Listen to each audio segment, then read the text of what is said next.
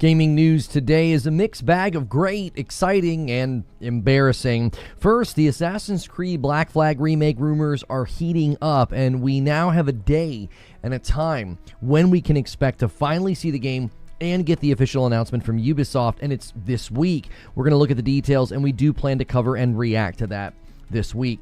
Second, I've spent a good amount of time with Pragmata, and I've got to say, it is a definite Game of the Year contender, and it's one of the best new IPs that I have played probably since Returnal, but I'm going to give you my first impressions, and we can discuss whether or not it could be one of the lucky 6 to get that Game of the Year coveted nomination. Third, Bungie is stumbling. A recent event in Destiny 2 is causing quite a stir, and the real story here is not just how long it will take for them to fix it, but the timing of when that fix should land. So if you like this kind of content and you're watching this later, always remember to hit that like button and the subscribe button. You might not think it, but that like button really helps. Another thing that helps me do this full time is direct support. So consider clicking join. For $5 a month, you get a badge and emotes, and you get access to my members-only Discord, and we do extra content in there, and you can get access to that for $5. So let's get into the first story, and this is one that's going to heat up this week. Well, the worst-kept secret in the gaming industry is about to finally have its announcement this week. In case you missed it, the Black Flag Remake was supposed to be announced last week, but they opted to delay that announcement and instead just do the pre-planned press event that they had done, or they had planned to do. At the time, they were able to get confirmation from Insider Gaming's Tom Henderson that the game is a complete remake, and it would not be switching to the RPG style that we saw started with AC Origins. But now we have the date for the reveal, along with an embargo for everyone who got to see the event. According to Tom Henderson, the reveal is set for April the 23rd this week, which is Thursday, and the embargo lifts at 12:15 p.m. Eastern. He also indicated that the media were impressed with the game, and it is current gen only. Other details have leaked out as well, like you can now have a pet on your ship that can either be a cat or a monkey. Underwater exploration has been improved. There is a lot of new content in story, which includes new officers, crewmates, quests, and chapters. The game is on the upgraded latest engine that the modern AC games use, and it will most likely be a full-priced game. So, we will be covering this reveal and the embargo on Thursday this week, as the Assassin's Creed Black Flag game is one of my favorite Assassin's Creed games. And while Assassin's Creed Shadows ran out of steam with me, I have some pretty heavy criticism of Yasuke's implementation and just how stuffed the game was. I thought it was one of the best looking games this gen, so I can't wait to see how great the Black Flag Remake looks. But those are just my thoughts. Curious what you guys think about this one. Which, in the realm of what we think about games, I really want to talk about Pragmata with you guys. After roughly 8 to 10 hours, I am completely hooked on Pragmata. It is clearly another Game of the Year contender from Capcom this year, and I want to briefly touch on all the things that the game is doing right. Let's just talk about performance and graphics. The level of detail is something that immediately caught my attention, and I was taking screenshots of. You can even kind of see here in this gameplay from my stream, which you lose a little bit of quality from streaming a stream, which is what I'm doing now, but the level of detail in his suit, Diana's hair, the environments, the metal and the glass and the reflections, it all is very, very visually strong with rock solid performance. The PS5 Pro is also getting very, very high praise from Digital Foundry once again. It delivers on the overall vibe of the setting and where you are in the game. I'm not going to get into spoilers or anything like that, but it really delivers, I think, on the vibes. Now, the gameplay, I was very surprised by the demo. I wasn't really sure if I would enjoy the gameplay, if I would enjoy how it flowed. Honestly, I think the full launch of the game feels even better than the demo. There's a weightiness to your movement combined with the really fun agility that makes the combat unique, the platforming fun, and the puzzles a fun solve. Big enemies are also a bit daunting at first, but I am mopping them up now. Even last night, I got to an area that introduced a new enemy, and I quickly dispatched of him, and he was pretty fast and pretty threatening. Group fights are all about making use of the space and utilizing crowd control. If you get very lead-footed and you kind of stand still or stay in a particular area, you're going to have a hard time. Move around, utilize some of those things. Like I discovered a tip where if you jump and ADS, you aim your weapon, you will automatically start hovering. That can be very helpful in certain circumstances, especially if you're just trying to cover area while still landing shots while you're in the air. The first big boss fight, and I mean big as in it's enormous. It kind of reminded me of the size and scope of some of the big bosses in Death Stranding 2 with way more agility. It was very satisfying and very fun while also being an impressive spectacle. Combat just feels better and better the more that you play.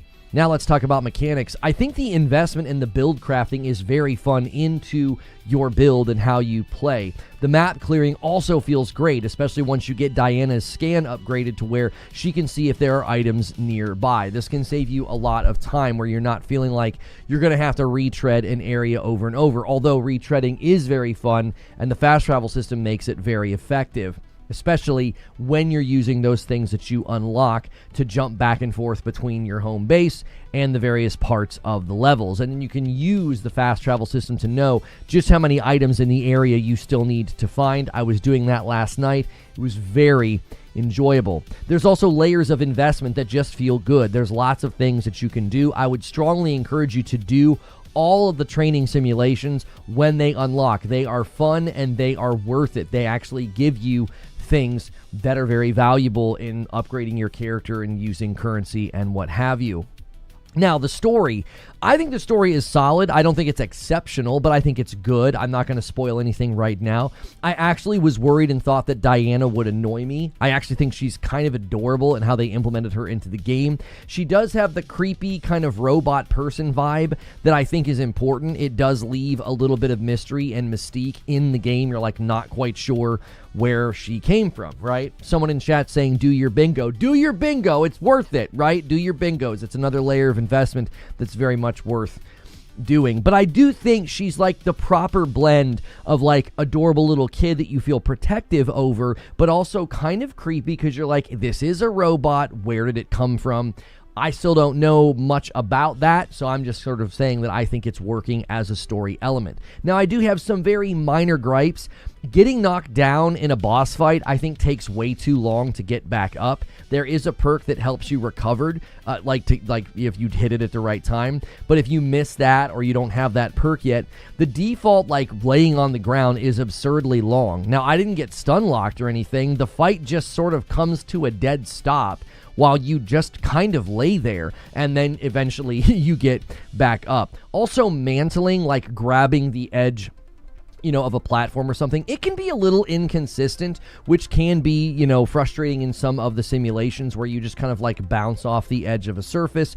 Group fights can also get a little spammy, but overall, they give you ways to mitigate and manage the group fights. I'm really encouraging you to make space. Don't feel bad about running away, get to a new corner of the room, and start doling out your hacking and your different nodes that can help you with those group fights. My verdict right now, after close to 10 hours, is this will likely end up being one of my favorite games this year. I again will iterate, this is one of the best new IPs I have played since Returnal. We've been playing a lot of sequels, we've been playing a lot of established franchises, and there's nothing wrong with that, but it is so refreshing to see a brand new IP deliver on virtually every front. This is an excellent game, and I really do hope we see more from this. This feels like the beginning of a great franchise, and I really am kind of cheering that they get a lot of nominations this year. It is seemingly the year of Capcom, as they once again secure a very high review score with the critics. It's basically hovering in the 86 to 88 range, which is Game of the Year contention territory,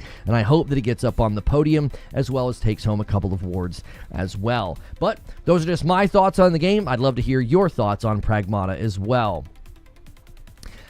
So that's like the good and exciting stuff, but that's not the only thing going on in the gaming news. So guys, do me a favor as I'm going through this show open, let's get some likes on the channel.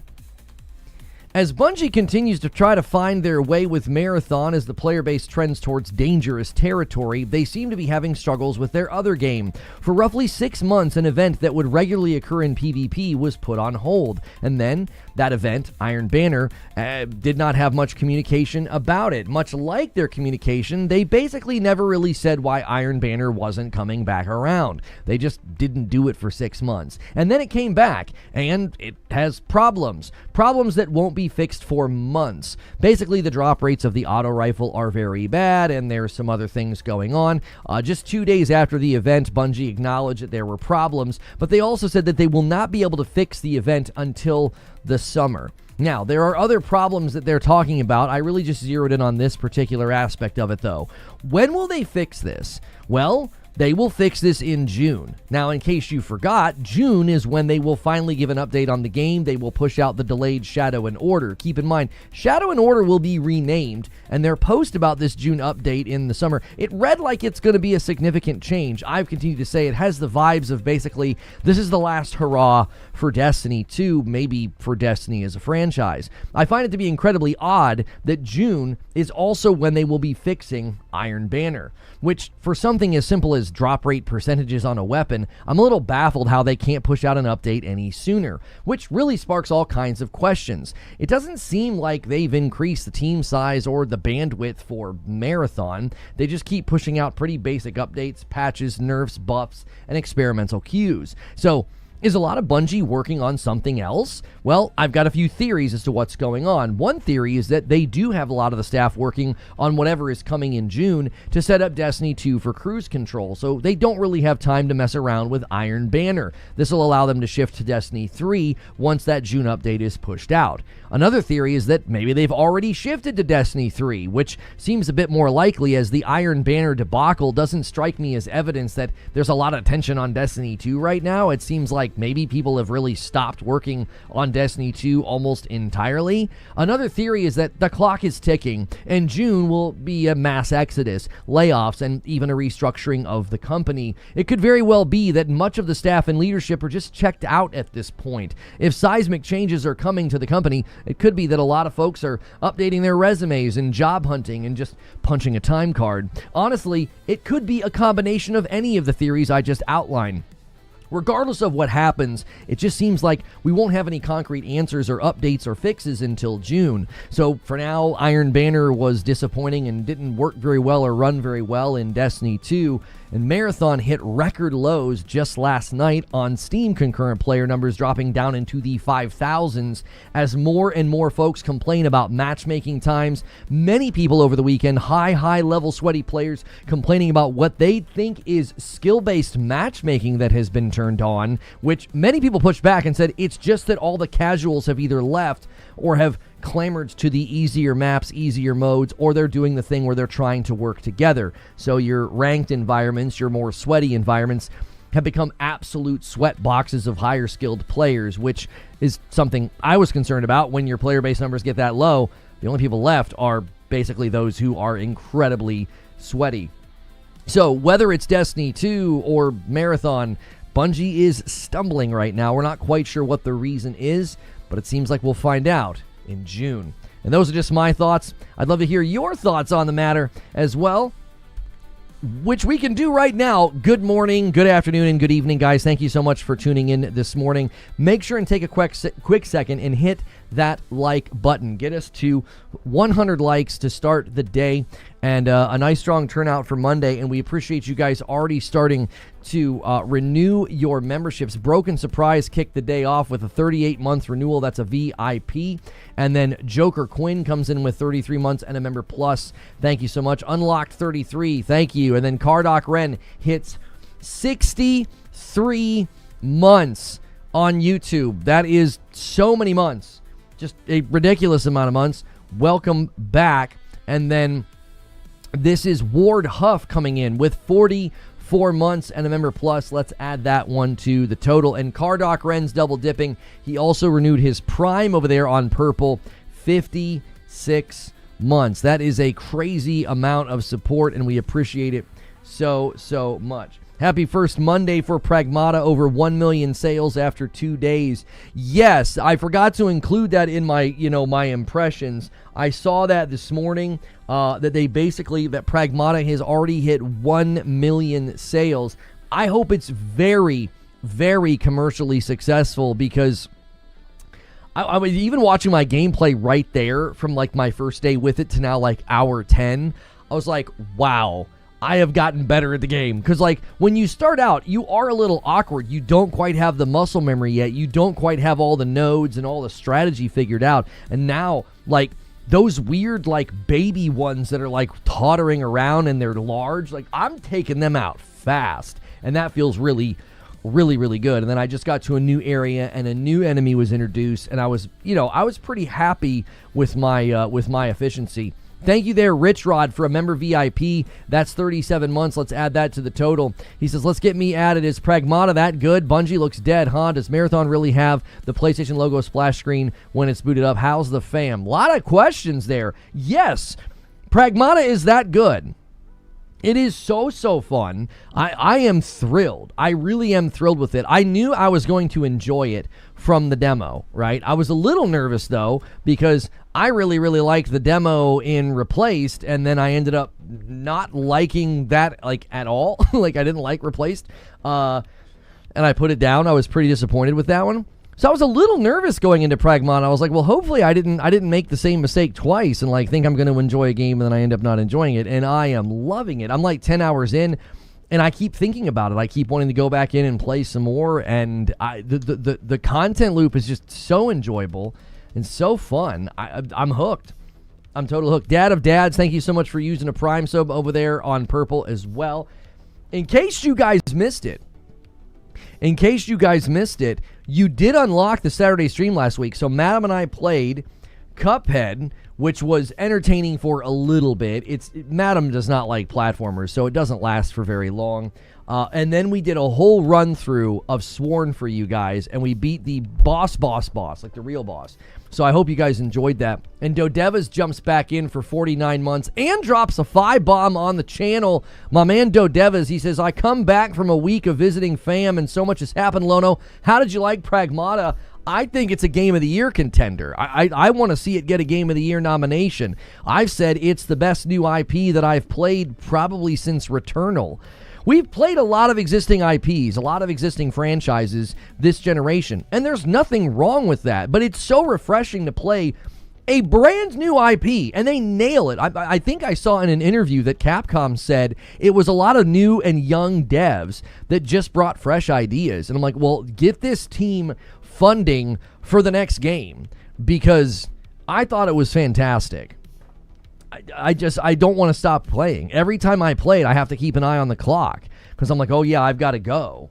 Same question, I guess, disregard. No, you're good, Dodevas. I'm happy to keep talking about it. It's just exciting to have such a strong new franchise. Yes, I have played Hide and Go Seek a couple of times. I have played Hide and Seek a few times with Diana. She's adorable. I thought she was going to be annoying, and I'm like, listen, I'll climb to the top of a dadgum skyscraper to get this little kid a toy for her little rooms in the base. I will do it. I'll fight a boss to give her a Rubik's Cube. I will do whatever I can. She's great.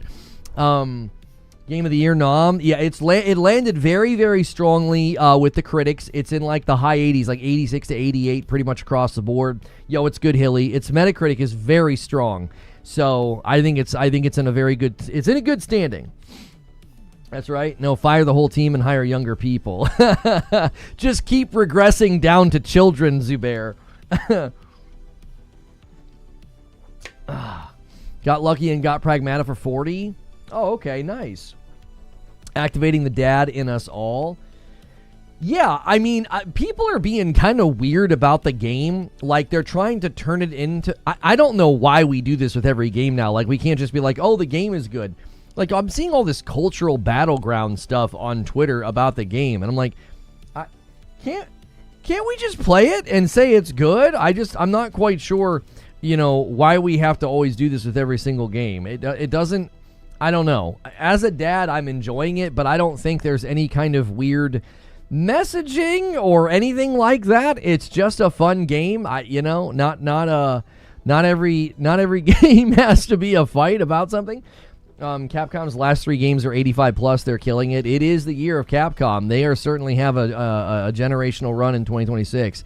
The first 2 areas. Did you 100% the first 2 areas? I can't. I think I've got everything but one. No. There's 2 boxes I can't get because you can start clearing the crystal stuff, but then there's red versions of the crystals, and I can't clear them yet, and there's boxes behind them. So I got everything but that. Yes, I am going back and 100%ing areas as soon as I'm able to.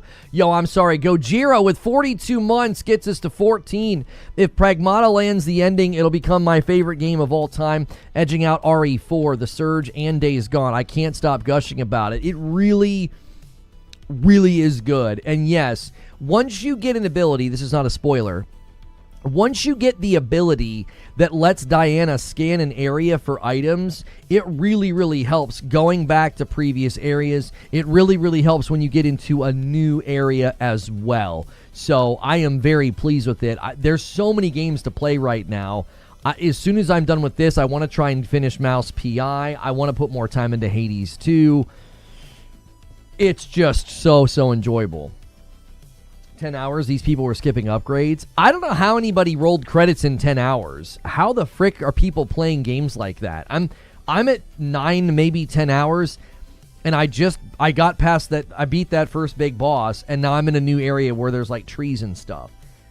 I'm not trying to spoil anything. Like, I don't get how people beat games so dadgum quickly. I'm like, aren't you going back and getting stuff? Like, aren't you exploring, like, at all? Like, what are you doing? How do you get to play hide and seek with Diana? She just eventually asks you to. I think you have to do a lot of conversations with her, and then you got to find the items to decorate the area for her. And I think then she starts to initiate things like hide and seek. So you gotta make sure you're kind of investing in the friendship with her. I like I said, I was worried that she would annoy me, and I actually think she's stinking adorable. Beach and New York landscape are so good. Well done by Capcom. Yeah, I've seen some screenshots and some pieces of footage on Twitter, and I'm like, man, they've nailed a lot of these areas. And it looks like today we're getting, some people are coming in and just looking for thoughts on Pragmata. So welcome in, ask any credits you can. Just, keep spoilers out of the chat, please. Then they complain there's not enough content. Yeah, I'm confused as to how you could possibly be playing this game that much. Now, why can't I see... Yeah, Twitch chat's not showing up in the combined app. I've got the combined app running today. I don't get what's going on. Hang on. Let me go and look here. Twitch. Yeah, we're logged in. Present viewers. Ignore pyramids. Gift bombs. Yeah, I'm not seeing you guys. Hang on a second. I'm running the app again so that I can see what y'all are saying. And nothing's coming through with Twitch. Let me close and reopen the chat here and see if I can't, jar its memory or something. There we go. I think Twitch is coming through now. Yes, it is. Thank you. Okay.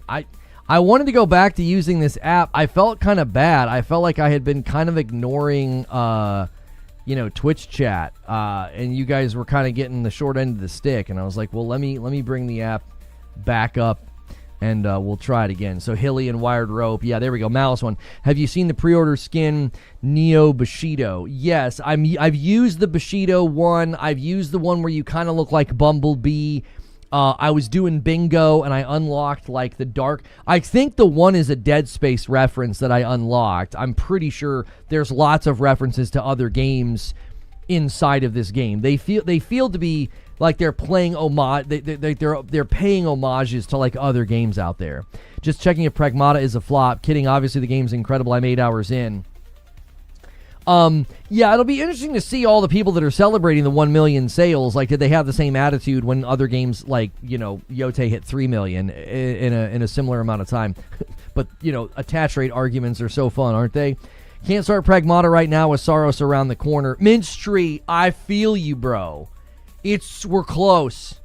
We're so dadgum close to my most anticipated game this year. I'm trying not to think about it. I'm really trying not to. Lono, agreed, Lono. I play the game organically and I explore and read the logs and try to understand what's happening. Yeah, I'm confused how anybody is hitting rolling credits in 10 hours. There's going to be an ID at Xbox showcase on the 23rd. So is that the same day? What day is that? Tomorrow's the 26th. Oh, why did they freaking do that, dude? That's the day that Assassin's Creed's supposed... Xbox, stop it. I like Xbox events, but can they stop stepping on the day that we're supposed to get the Assassin's Creed Black Flag announcement, dadgummit? They did it last week, and they're doing it again. We're gonna have to wait one more week for Assassin's Creed Black Flag to get announced. Reading a lot of the files and logs, says Malice One. To complete your bingo, yes, I read everything. I do everything that I find. I had a bet with a friend who said Pragmata wouldn't sell more than 500,000. Now he has to play it since he lost. He's going to buy it today. Well, what a terrible bet to lose. He'll probably have a great time. Thanks for 14 months, Broken Earth. Let's go, boys. Hit like, resub, talk and chat. Do all the things. Get us to 200 likes, boys. Welcome in. It's Monday, and there's plenty to talk about. It's a good idea that the most anticipated game for you that's been hurting you recently. Oh, you're not wrong, Hilly.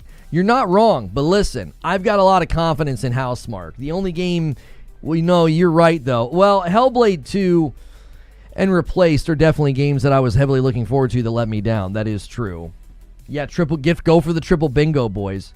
Do you have to hack every enemy you come into?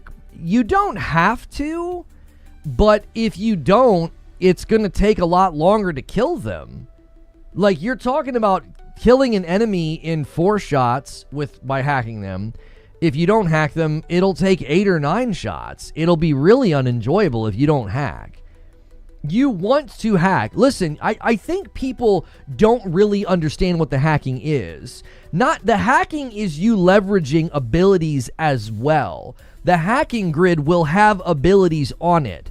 Like, there's one that, like, hacks everybody in the vicinity, like, of the person you're hacking. There are ones that stun them. There are ones that make them take longer. There are ones that give you crit opportunities. Like, you want to make sure and look at those nodes, because you don't want to use the yellow nodes every time. If you've got, like, 2 or 3 basic enemies in front of you, leave the yellow nodes for the big guy in the background. Does that make sense? So hacking is like leveraging abilities. I did not like the hacking mechanic in the demo. Then I would just steer clear of the game, because you're doing that constantly. Every boss fight, mini boss fight, every room fight, you are having to hack. If you don't like it, then I would stay away from the game. Hacking and weak spots make a difference in the combat. Yeah, sometimes it's hard to tell what the weak spot is. You have to watch for the flash, and if you're not shooting the weak spot, Diana should scold you. I thought you were supposed to shoot, like, the center box, like the targeting blue box. I was like, oh, are we supposed to shoot that area once we hack? No, like, certain guys, like, these things will extend off their back when they've been hacked. So you got to loop around their back and shoot those little canisters. So a lot of times I like to knock those guys down, and then the canisters are just fully exposed. And then I go up with the shotgun or whatever it's called, and I'm just like, blam, and I just hit them all. Pragmata has a 97 on Steam. Yeah, it's got an amazing score with the users. Not only that, it's got a very, very good critic score. So it doesn't seem to have grabbed any players from other genres or communities. I'm not sure what you mean. Oh, do you think Marathon just split the Destiny community more so? I mean, there's all kinds of complaints about Marathon right now. Malice One says critical shots are fun. Brandon says, I thought I wouldn't like it much at first, but now it just comes naturally and it's fun to strategize with it. It's really fun to strategize with it because, like, I'll see a yellow node and I'll save it. I'm like, nope, I'm not going to use that right now, because you're consuming the node and you're carrying, like 3 of each node usually. And I'm like, nope, I'm going to save that one. And then a big guy will come out, and I'll hit, like, every freaking node on him. It's so fun. Like, they nailed it. They nailed their own unique, brand new combat system. I really applaud them for that. Pouring Rain with 50 months over there on Purple, getting us to 16 on the day. We're 10 away from me owing you guys a member for the first time of the week. Does it work like hacking in Cyberpunk? No, it's kind of like... It's kind of like Helldivers, but instead of using the D-pad, you use your buttons. You use, like, your X, square, triangle, circle, or your ABXY. What did Digital Foundry say about Pragmata? They had nothing but high praise for it. Technically, they really had high praise for the PS5 Pro. It looks and runs just stupidly good on the Pro. Grubby coming in with 26 months and a VIP. Let me add it to the total. That gets us to 17 on the week. It's the hacking from BioShock, but in real time. What is this marathon you speak of? Broken Earth. Man, those numbers are looking bad, boys. I don't even know what to say anymore. They got down to 5,000 players on Steam last night. They're headed for... I'm telling you, they're going to have to say something because the constant complaints about the matchmaking, it's because the player base is getting too small. All these guys think that skill-based matchmaking got implemented. And they're like, oh, there's a bug. And it's like, sure. I think you're right. Bungie is going to be restructuring in June with the falling players in D2 and Marathon and not being financially successful. The people are going to jump out. I'm loving the gameplay in Pragmata, says Echo Doctrine. It's very fun combat. What did Ollie say about Diana's hair? I didn't get a chance to watch it. I just saw their summaries on Twitter, and I was like, oh, they seem to really like it. Played the sketchbook and immediately bought the game. They said Pro is the best place to play on console. I mean, that's going to be pretty common going forward, right? The demo for Pragmata didn't really click for me. The real game feels way better. You know what's crazy, Oldie-tron? I said that in my show open. I said, I think it feels better. Like, there's something about the movement. I don't know what it is. I thought the demo was good. I enjoyed it more than I thought I was going to. I'm here to tell you, I think the launch version of the game, they went in and polished some of the movement. The only thing I've run into with movement that can be a little frustrating is sometimes Hugh doesn't mantle. There are some pretty cool sections where you can like puzzle solve by like looking at the structure, like where to go, and he just won't mantle sometimes, and it's just a little frustrating. Like, it's not a huge deal. It's not super frequent, but there's a couple times where like he'll just kind of bounce off the surface. It's not a major problem. That's the only thing in the movement that I've had a couple of instances of, and I'm like, oh well. Does your daughter want you and her to dress as Hugh and Diana for Halloween? That would be fun. Better prep your back. My daughter actually thought it was creepy that she the little girl rode on the back. She's like, that's kind of creepy. I wasn't quite sure why she thought that. Grubby hitting 12 months over there on purple as well. The double dip is real. Thanks for using your Prime. If you guys have Amazon Prime, man, use your Primes over there on purple. I played the demo a couple of days before the full release, and I can tell a difference, says Brandon. The main game feels better. Isn't that incredible? Isn't that incredible? I think that's why people, studios don't like putting out demos, because the demo is a separate thing. Like, they have to unless they can somehow ship a vertical slice. You know what I'm saying? It's hard because that was probably like an older build, and they had polished a lot, for the main build. Yo, good morning, Ginger. How are you? I'm on PC, and the mantle has been solid for me. No issues at all. I don't think it's a console PC issue, homie. It's very infrequent. There's just been times I've kind of bounced off of an edge instead of grabbing it.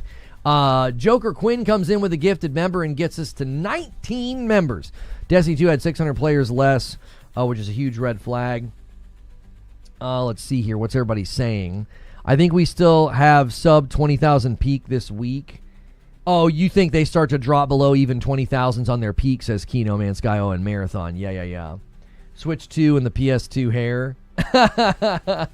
I mean, listen. I don't like to gush over stuff like that because I think sometimes players care a little too much about that. But it can be pretty distracting if hair looks bad in the game. And her hair looks incredible. And there it is. Ginger Prime comes into Twitch and renews using his Prime. Ginger Prime using his Prime. It's a Primeception. Happy 15th. 15 months from my man Ginger. And a great show on Friday. If you guys missed it, I did the gaming roundtable with Ginger. And Lord Cognito was there. We were chopping it up. You got to watch out for Cog. He'll call you out. No, he didn't call me out in the show. It was a really good time. Yo, good morning, Abdul. How are you? Guys, we're a 5-bomb away from the first milestone, and Wired Rope's going to steal it. He is going to steal it for Twitch. Thank you so much. And you're a little too slow, Broken Earth. Boom. Getting us to 30. I didn't even draw attention to it. I owe the first member of the week to Twitch, and guess what? There's a hype train on Twitch right now, and we're now a 20-bomb away from 50. Time for somebody to flex on chat and slam it home. Good work, Twitch. And if you guys got a gifted sub from somebody, whether it's Broken Earth, Joker Quinn, or Wired Rope, be sure to say thank you to them. Broken Earth says, Wired Rope, you punk. The best milestones to steal are the big ones because nobody's doing it. You're less risk. You wait for those 5s and get you into trouble. What am I looking at here, Fuzzy? Oh, is this some of Digital Foundry's commentary? Let's see here. I miss having I switched back everything. It has limits in accuracy and New York's areas and puddles, for example. I'm not sure. What are you highlighting there? Are there issues with like accuracy and the lighting and stuff? And there it is. Destruction. My man, that's Lazaro with 35 months now, going by a different name. Thank you so much. He says, love this community. Thank you so much, man. Nick says, Ginger, I had the intro to your show on loop. That stuff was fire. Why are there less and less people defending how fun and how well-made Marathon is on social media? I hardly see anybody talking about how great of a game it is. I think reality's settling in on people, brother. They know that the game is headed for disaster. They're not stupid. Listen, when the matchmaking starts to take a dive, it's obvious why. The player numbers are incredibly low. They dropped to like 5,000 players last night on Steam, man. It's not in a good place, and I think people know. They know that it's dad space. I like that instead of dead space. It won't let you mantle on certain moving platforms when you flip a switch to open or close them while solving platforming puzzle. That's my only mild complaint. I think you can mantle them while they're moving. I've done it. There's times where you literally have to. You have to switch platforms. Holding out for my Marathon refund, you will not be refunded. The game has far exceeded a refund window. People have hundreds of hours in the game. There will be no refunds. I find it funny how Hugh is basically a version of Joel. But he's not, though. It's not Joel. He's not Joel. There's too much joy in his heart. There's too much joy in his heart for him to be Joel. You know what I mean? I call my daughter Kiddo, and Hugh is constantly calling Diana Kiddo. It freaking kills me. I'm like, oh my gosh. Like, I will destroy this world if anybody threatens this little kid in this game, man. I'll be there. Nobody's touching her. I've got guns loaded and ready. Thank you so much, Mick D09, for 51 months and a VIP. I appreciate it. Pragmata's awesome. Smash like. It's true. It's true. He ain't sad, Dad. The father-daughter relationship between Hugh and Diana is so much better for my soul than The Last of Us was. Yes. Yes. Yeah. I do think it's weird that there's dialogue about that. Like, there's a pretty popular streamer that was, like, telling people they were weird for wanting to, like, become a dad. Like, the game was making people have feels about, like, wanting to be a dad. And I'm like, that's such a noble thing to desire. Like, what the heck? Where have we landed in reality where, like, you're making fun of people who are, like, thinking it'd be great to be a dad? It would be great to be a dad. What do you mean? Foz, thanks for your Prime sub. Dads are freaking important, man. What are you doing? Why are you acting like that's a bad thing to desire? Do you desire to be wealthy? Do you desire to get a promotion? Do you desire to have a better job? There's nothing wrong with desiring being a dad. What the heck's going on? Western versus Eastern storytelling? I don't know about that at all. Eastern storytelling is often very sorrowful. If you've ever watched, like, Hong Kong cinema, I mean, they usually end sad. I don't know what you mean. It's fantastic being a dad. Yeah, that's what I'm saying. What Diana says about watching television was great. Yeah. She says it gets boring. It does. Being a dad's the best thing. Yeah, it's very strange that people were acting like that's a weird thing. Listen, if you're a young man or middle-aged man right now and, like, you're thinking it'd be great to be a dad, you're not wrong, and it's a great thing to desire. Like, fatherhood is something that you should, at some level, you don't have to, but, like, aspirations for that, I think, is so noble and honorable. I don't know why anybody would demonize that. Like, what the frick is wrong with you? I mean, if you're alive right now, you had a dad in some capacity. If he wasn't there, I'm sorry. That's tragic. I mean, we make jokes, but, like, that's not funny. I mean, Higgs, thank you so much with 14 months. And Fuzzy comes in and renews and says, I don't know, wanting to be a bad dad seems kind of gay. I would know. Thanks for 53 months in a VIP. Resident Gay Man says, wanting to be a dad's gay. Yeah, I just like watching her play on the slide or bounce. She got skateboards. What kind of convo did I stumble into? There are people being weird about the game and turning it into like a cultural battleground. But in that fight, I saw somebody acting like it was ridiculous for people to want to be like thinking about how great it would be to be a dad. And I'm like, it would be great to be a dad. Like, not everybody can do it. Not everybody's called to it. Not everybody's life is going to land them in the lane of fatherhood. But Jiminy Christmas. The only regret of my life is no kids. Why, your life's not over. Every man should be a dad. I mean, not every man should be a dad. There's not an imperative on you to be a dad. Yeah, it keeps Wait, no. Being a father. Okay, there it goes. Being a father or a mother is the greatest gift to the world. Yeah, Ginger's got you guys covered. Anybody who doesn't have children right now, Ginger's got quota for at least 7 of you. Being a dad's expensive. You're freaking telling me, dude. Braces and retainers and school books, all the stuff my daughter needs for next year. Like, my wife is so frugal and prudent. She got so much of it for very, very cheap. So that's assuming that we consider these large streamers normal people. They're quickly becoming like other entertainment industry folk, and they have zero connection to our normal reality. Yeah, a lot of these people are very much like gated community weirdos that have no idea what normal life is like. And they're like demonizing wanting to be a dad. Having kids also brought me closer to my parents. Oh yeah, you're like, oh yeah, I was an idiot and my parents are right about everything. That's right. Creature says every man should definitely not be a father. Have you seen some of the people as one? Yeah, some of y'all it's okay. Listen, y'all sit this one out, okay? It's okay.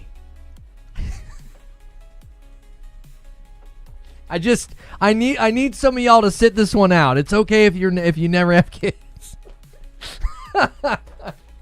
Listen, some of y'all are degenerates and just stay out of this fight, okay? We'll take it from here. All right, the rest of I'm kidding.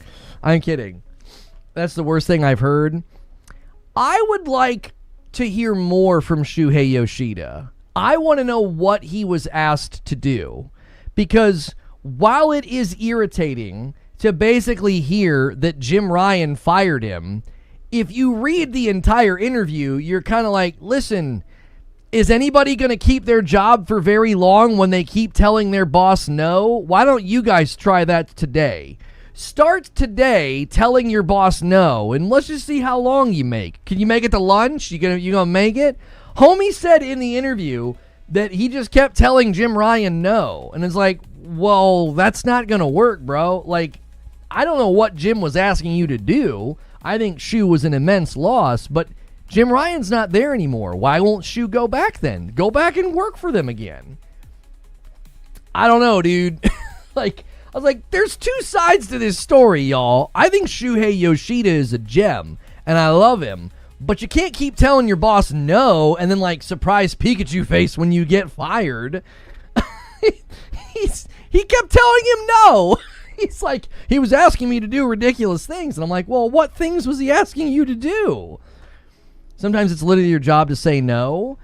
There are times for you to not be a yes man. I agree. But the way that Shu couched it, it was like Jim was asking him to do stuff and he was just like, no. And it's like, well, then he's eventually going to have to put somebody in the position that will do the things he wants done. Like, that's what executives do. I mean, I don't think Jim Ryan's record is squeaky clean, but he was getting results. He was getting them numbers. Like, they were hitting records on earnings, and the shareholders and executives were pleased with that. So it's like, if he's asking you to do something and you're like, no, I'm not going to do it, you're going to get reassigned or fired. That's just how executive level works like that. You can't just keep telling your boss no. Shuhei's a gem, not a Jim. This is correct. I think Jim Ryan made some terrible decisions. I do. I think he greenlit way too many live service games. I don't think any of the single-player studios should have been put on live service games. I think Jim Ryan made mistakes. So that could have been mistakes made where he's asking Shu to do things, and Shu's like, this is a stupid idea, Jim. No, I'm not doing that. But you can't expect to stay in your position when you keep telling your boss no. I mean, that just isn't going to work. the actual the function of the role isn't gonna function anymore. It's like, hey, I need you to do this. No, I don't want to. Like, oh, okay.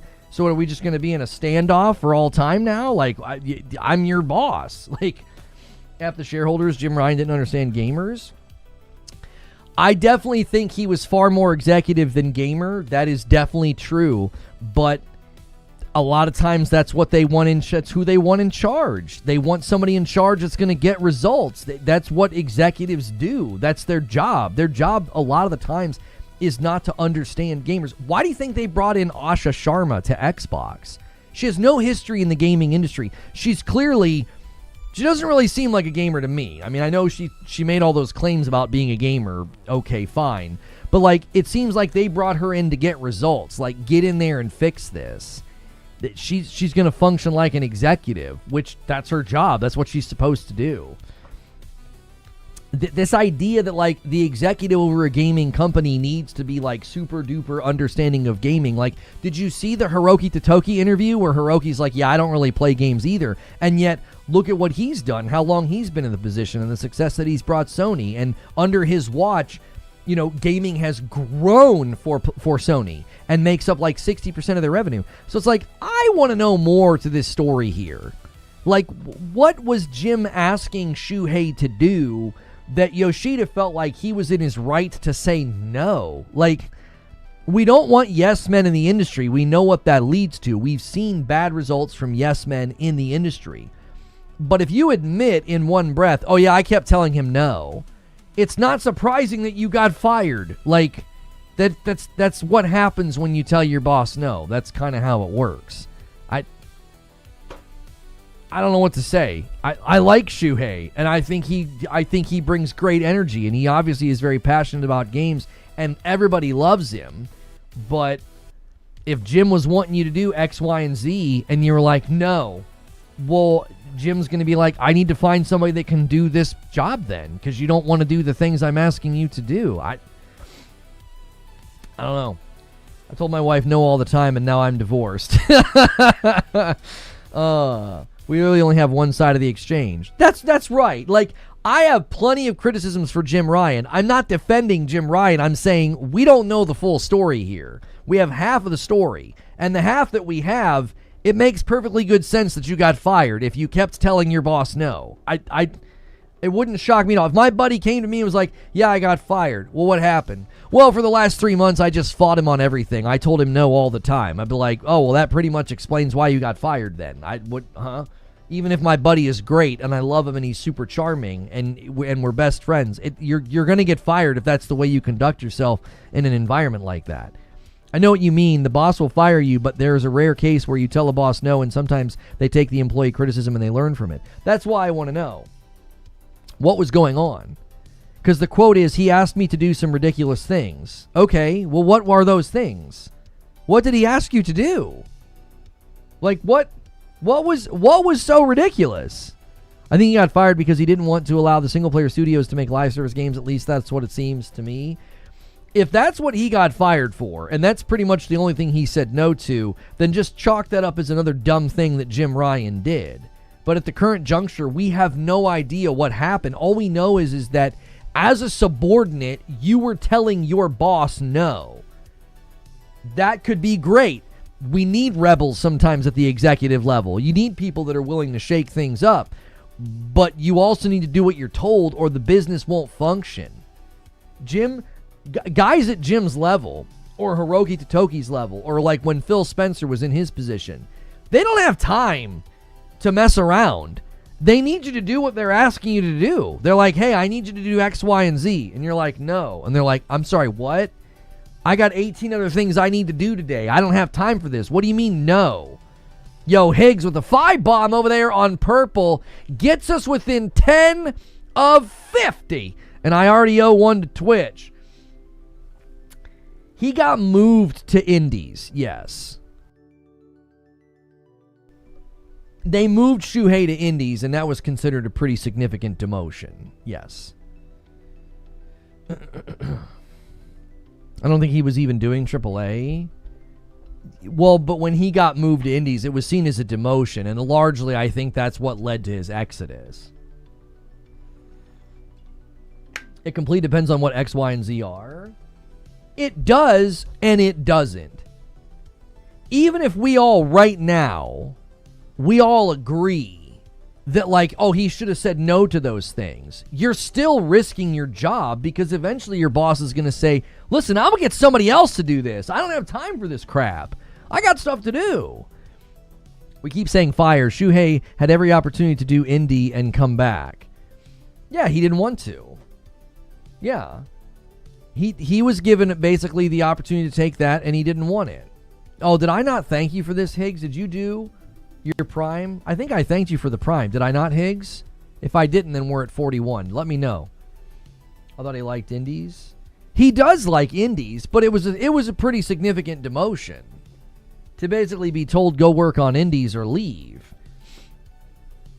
Again, unless we know the full story, it's like flip this the other way around. If Jim Ryan was out there doing interviews and he said, yeah, Shuhei kept fighting me on everything, and it really brought a bunch of loggerhead conversations that jammed things up, and so we finally had to move him to a different position, you would be like, well, we want to hear Shuhei's side.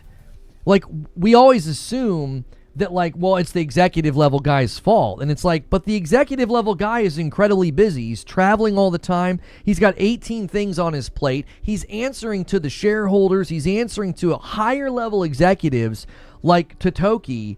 He doesn't have time for this. He doesn't have time for you to be telling him no. You did, bro. Thank you, Higgs. Imagine how big PlayStation, if they didn't waste so much money and time on worthless games of service on their big studios. I mean, we would have something further along in the pipeline from Ben's studio and Bluepoint, but that's it. What are you talking about? What do you mean? There haven't been other studios that were told to make, and we need to leave this idea at the door. They weren't told to make live service games. Nobody was mandated. They budgeted money, and these studios made pitches. And if you want to bring up Naughty Dog, that was Naughty Dog's decision.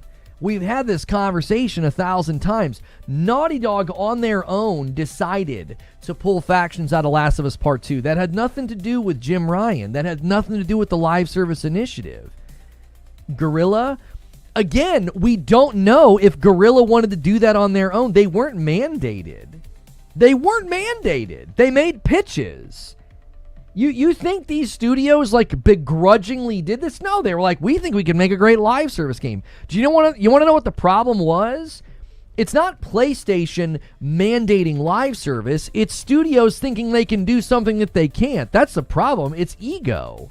All these studios thought we could do that. We could totally build a live service game. It's like, no, you need to have experience in that environment.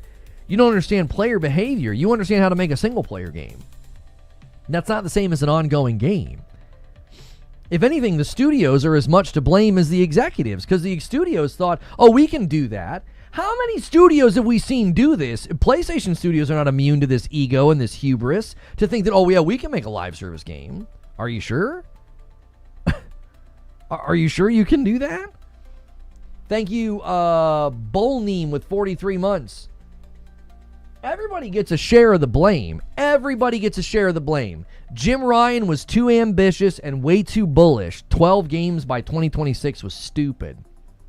Executives should have thought twice about the skill sets of their studios. They should have been more in tune with the skill sets of their studios and not been like, oh no, yeah, you guys can build a live service game. Go ahead. But the studios should have been more adept at measuring their own skill sets to be like, we can't make a live service game. We've never done that before. Everybody gets a share of the blame. I think everybody has this very, very simplistic idea in their mind that, like, Jim Ryan kicked the door in and was like, you're going to make a live service game. And they're like, oh, but we don't want to. Fine. And they're like crying at their desks, slamming out code for a live service game. Thank you, Joker Quinn, for the single gifted. That's not how it happened. That is not how it happened at all. Jim Ryan and the folks that approved the budget were bullish. They thought, we're going to come out with as many live service games as we can churn out, and some of them are going to hit, and some of them have. They've made good money off of Helldivers 2, Gran Turismo 7, MLB The Show. They're probably going to make good money off of, Marvel Tokyo and Fighting Souls. So they're going to make some good money. Yo, the OA, thank you for 30 months. 30 months is a lot of months. Welcome back. So they were extremely bullish with the funding, but the studios also got a little hubristic and thought, oh, we can make a live service game. Yeah. And they were wrong. Naughty Dog was wrong. Bend was wrong. I think Guerrilla is wrong. I don't think they have a freaking clue what they're doing. I don't think they have a clue. Everybody deserves blame. And zoom out from PlayStation Studios for a second. This is an industry-wide problem that a bunch of studios and a bunch of dudes with money thought, we can make a Fortnite. That's what happened. That is what happened. That's what led to High Guard. That's what led to Concord. That's why Horizon Hunters Gathering exists. That's where Marathon came from. That's where all these live service games have come from. Hubristic nonsense, thinking that like, oh, we can do that organic emergent thing that happened. We can do it. Just money and time. Nope. No. Many people have learned that harsh lesson. It's why I'm like, cancel fair games. Let Marathon drift into the ocean and start getting back to basics. I want you to look at Resident Evil 9. I want you to look at Pragmata and be like, you can make killer single-player games that make a ton of money. You can do it. You can top the sales charts. You can have crazy good player numbers. You can get award nominations.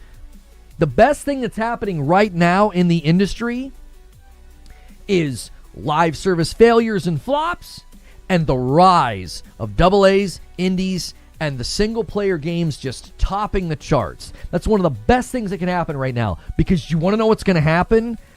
The money men are going to chase the money. They're going to get a whiff of that success and be like, maybe we should do that instead.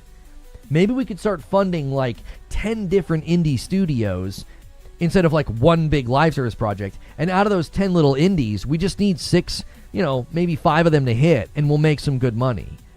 You're going to start to see funding for smaller studios, smaller projects. You're going to start to see companies say, maybe we just need to get back to basics and just nail single-player games again. Instead of this nonsense that we're chasing, this perpetual dollar that is so high risk, and you end up wasting so many years and so much time and money. That's what I hope PlayStation's learned from all of this. Like, pull all the way back and just get back to basics.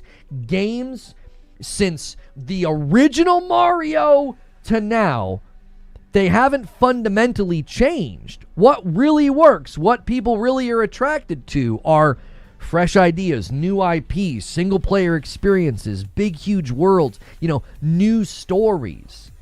That hasn't changed. It hasn't changed in 30 years. Live service is like the frickin' scratch-off way to earn a living. You're just throwing money away, waiting for the third cherry to land. Like, what the heck?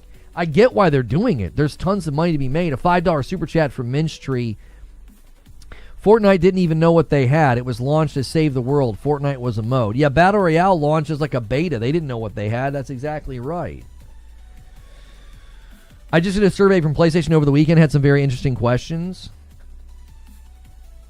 The problem is that you have to manage the creative heads of 10 to 12 small AA studios. Execs might balk at that. Execs don't have to manage them. What are you talking about? You just publish. Fund them. Find them and fund them. You just let them pitch you. They pitch you their game. Like, if the homies that made Slay the Spire 2 come to you hat in hand and they're like, we're going to make Slay the Spire 3. Here's what we're going to do. Here's how we're envisioning evolution. Here's how we did with Slay the Spire 1 and 2. Here's where our sales landed. Here's our production timelines. Here's our time to iteration 1 through 10. Here's our time to 1.0. This is approximately budget of project. This is approximately return on that investment. And the publisher can go, sweet, awesome, here's money. That's the end of the conversation at that point. They're not like overseeing the project. Publishers don't care about that. Publishers aren't in the room being like, what are you doing there? You know what I mean? That's not what they understand. They don't understand games. They understand money.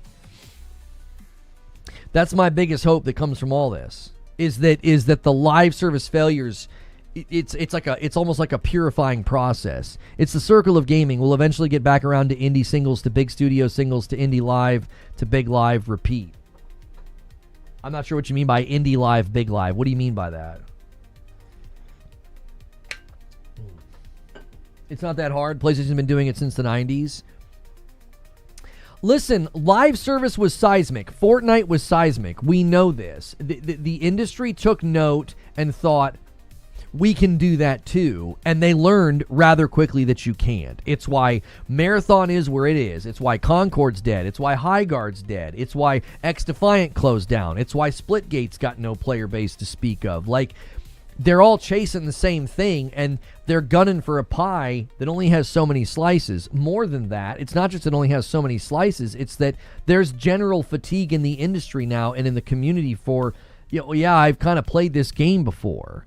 You got to bring something fresh. Do you want to know why everybody's singing the praises of Pragmata? They've never played a game like it before. They can't stop thinking about it. Why? Oh, they got the itch. They're like, this is new. It's something fresh. That's why live service is so difficult, because live service has to lean on almost like established tropes and gameplay ideas so that when you finally jump into the game, you're like, yeah, I've played this before. So Pragmata is standing tall, and that's one of the reasons it's standing tall, is because it feels like a fresh game. You're like, I don't think I've ever really played anything like this before. You can certainly see influence. I think that's something that studios need to really start focusing on. Focus on influence as opposed to being derivative. Instead of being like, well, this is our hero shooter or this is our turn-based game, don't just do that.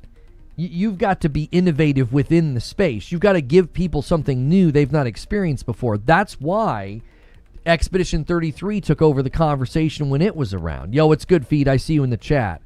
And then Cal comes in with 47 months on YouTube. Thank you so much. We're at 44 already on the week. We're only an hour into the show. You guys are crushing it. Let's get 200 likes on YouTube, boys. Let's do it. We're having a great conversation. We're talking Pragmata. Listen, I know a lot of you are watching on Twitch because Destiny and Bungie and Marathon's in the title. It ain't looking good for Bungie. June's starting to look more and more like a guillotine. I don't know what's coming, but it don't look good right now. And XCal's going to double dip. He hits 44 months on Twitch. Uh-oh. We're 5 away again. There's a stream delay, YouTube. You better act quick. You got to keep an eye on that member count. I owe one to Purple so far. Fortnite was huge because of the third-party IPs that they worked with, not the actual game itself. Are you only from the last 4 years of existence, brother? Are you kidding me? All of the end of 2017 and all of 2018, that game exploded, and there was no third-party IP licensure going on. You've got the timeline all wrong. The third-party licensure explosion happened because Fortnite was so big. Grubby drops a 5-bomb on Purple and secures the second one. YouTube's getting beat today. Well, you guys are leading with 27. I don't think you remember the timeline, Carl Efik. The reason Fortnite got Marvel and Star Wars and any licensed property you can think of is because the game exploded on its own. In 2018, when that game exploded, they didn't explode because of the licensure. The game went organically and globally viral. Like, it turned Ninja into like a millionaire. Rob comes in with 34 months on Purple as well. Thank you, Rob. Lono's the man. Been loving Pragmata. Thank you. Ginger beat him? Oh, Ginger did a 5-bomb on YouTube as well. Ginger beat him? I didn't see it. I'll give one to each. I'll just do that right now. I'll just give one to each. I didn't see it. I'm using the new combined chat, so I don't see YouTube's, stuff. Let me see if I can fix that. I'm supposed to be able to see everything that you guys do. First words, present viewers, auto monitor, bot account, auto connect, broadcaster, auto connect. Yeah, I don't like this app. I can't see the gifted members pop on YouTube.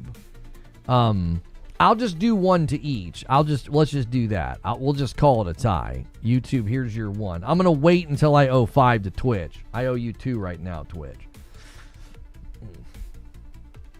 YouTube's cheating. They were behind. I'll be honest with you, Hilly. I didn't see Ginger's 5 bombs, so I can't dispute who was first.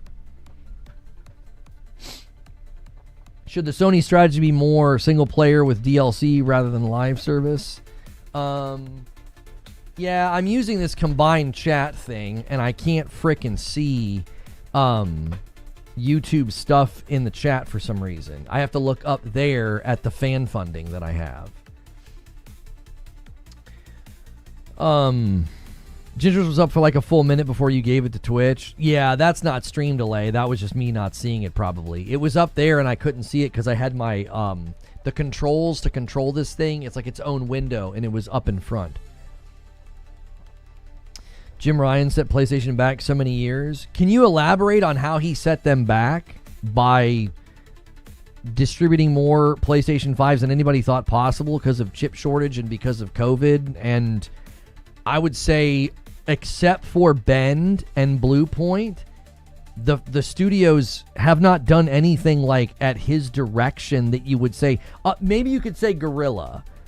So Guerrilla and Bend, Blue Point couldn't come up with their own game. So yeah, they wasted time on a live service game, but they couldn't come up with a good pitch. We don't know if that was Jim Ryan's fault or was that Blue Point's fault.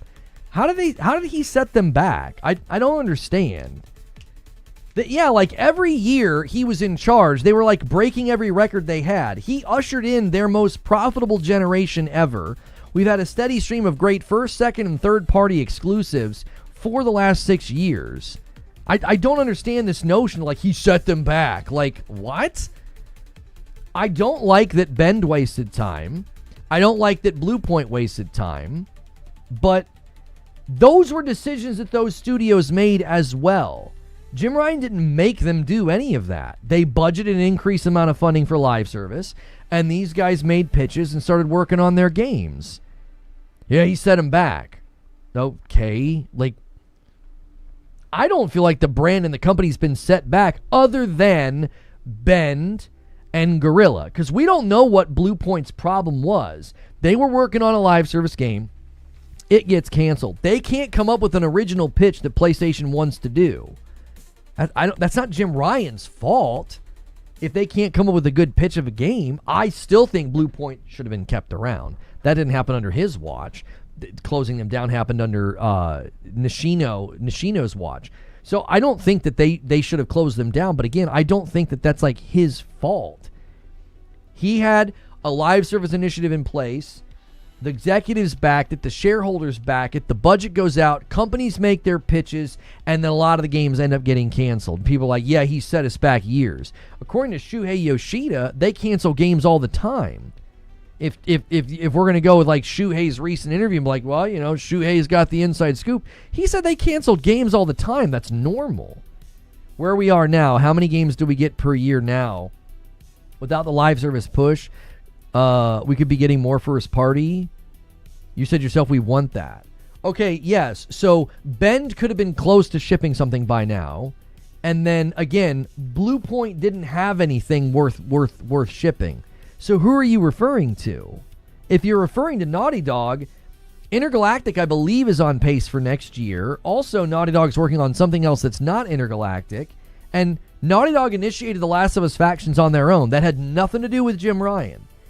So I guess you could say Guerrilla's wasting time on Horizon Hunter's Gathering, which I agree with you, but it's a bet that could pay off. I don't think it's going to, but it could pay off. But like, so Guerrilla could be closer to shipping a Horizon, and Ben could have been close to shipping something right now. And you're like, yeah, we've just been totally set back. I'm like, huh?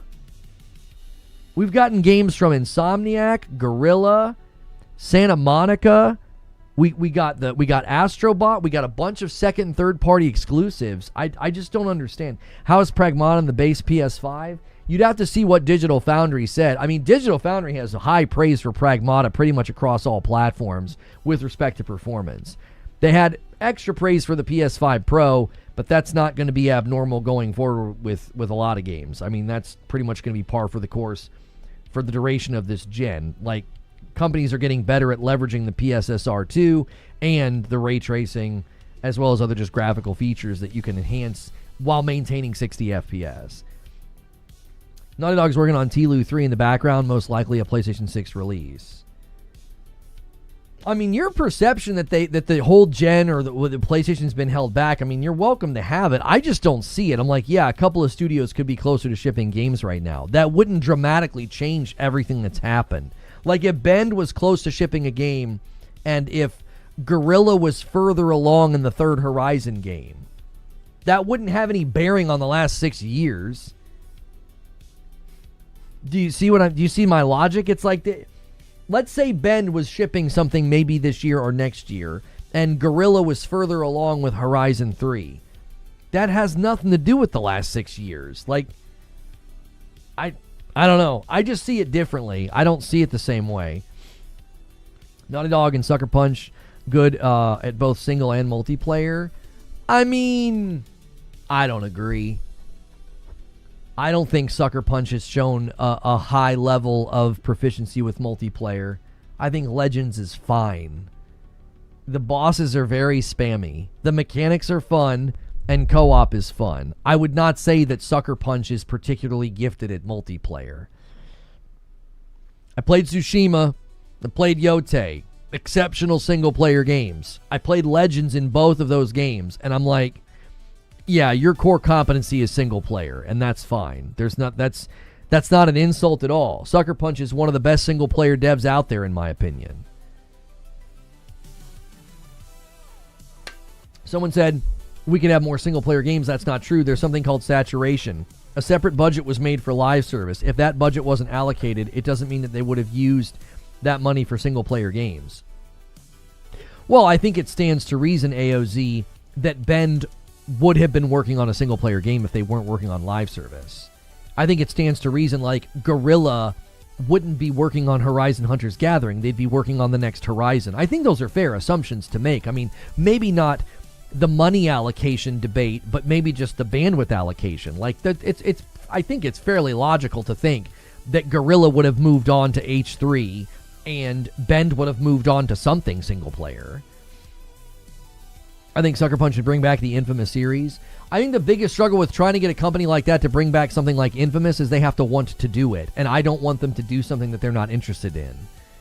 That's why I'm not upset. Like, yep, Jim Ryan set us back. These studios wanted to take a crack at live service. And it hasn't gone particularly well, which is a failure for leadership and skill assessment.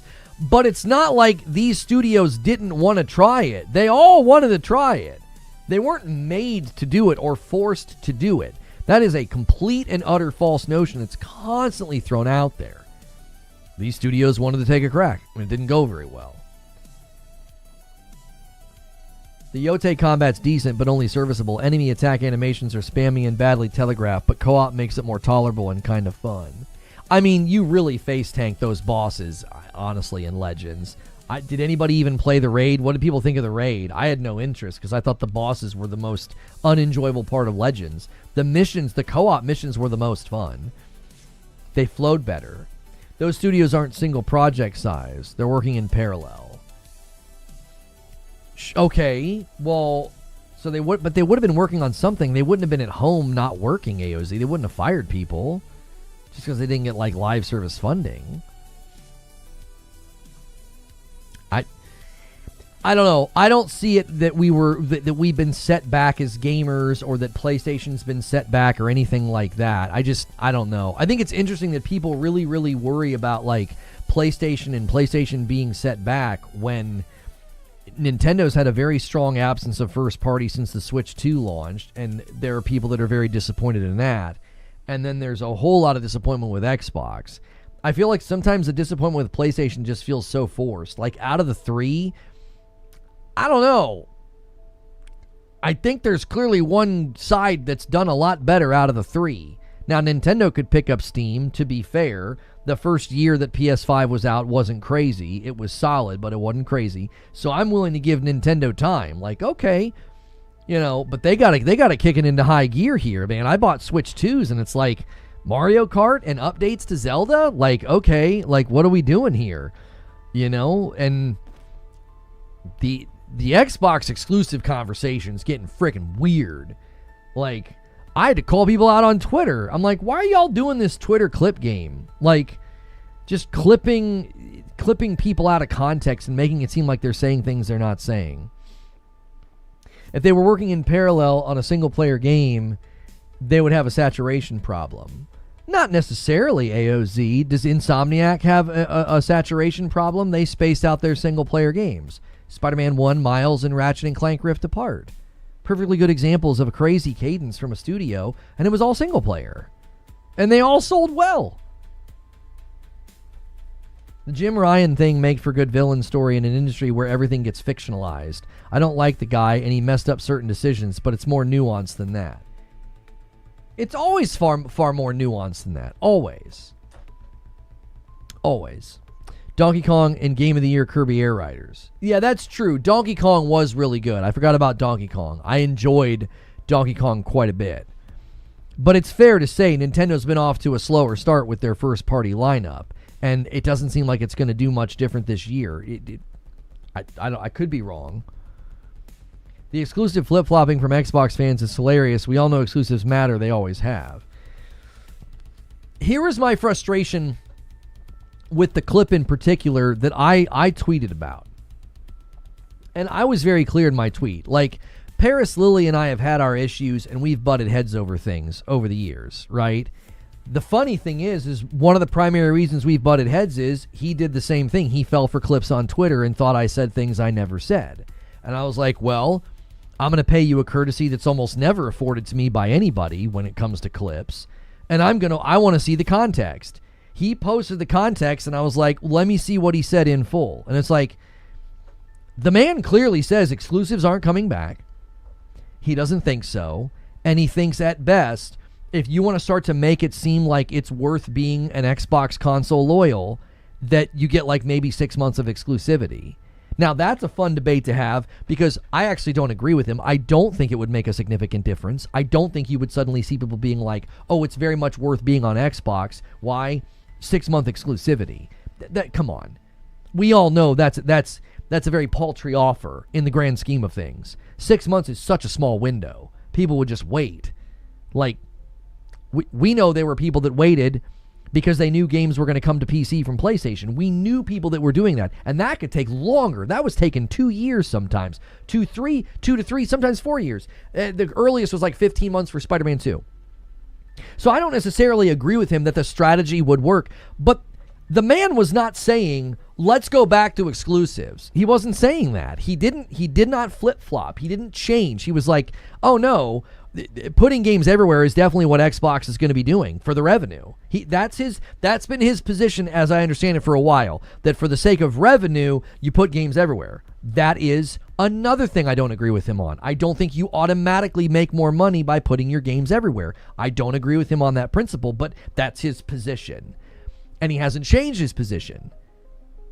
He was literally saying, if you're trying to find a compromise, because that was the conversation. The conversation was, can Xbox go back to exclusives? And he literally said, I don't think so. He's like, I don't think so. He's like, but if you want to find like a compromise, like a middle road, you could do timed exclusivity. He was speculating about what they could do in order to like go back in some measure to like what made people value the Xbox. And people clipped a portion of it and made it seem like, he's flip-flopped. He's out here cheering for exclusives again. If you want to be critical of people that were like, yay exclusives, boo exclusives, you go ahead and pull those receipts. I think when people are that inconsistent with their positions, they end up losing trust. They end up losing viewers. They end up losing followers. I don't need to receipt pull every person that did that. We know it happened. We know there's a clear history of people that were like, yay exclusives, and then suddenly exclusives are bad. We know that. The record's there. If his current position is exclusives have gone away, in particular for Xbox, and putting games everywhere is the strategy for more revenue, what he said in that clip was not a flip-flop. He wasn't changing his position at all. They were entertaining the idea, can Xbox go back and start doing exclusives again? And the man said no. He says, I don't see it.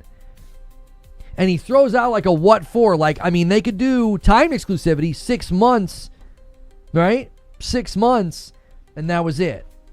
His current position is basically the same. He views multi-platform delivery of games as the strategy. You maximize your revenue. I think when it comes to Nintendo and PlayStation, they prove that is not true. There are other ways to make really good money with exclusives, right?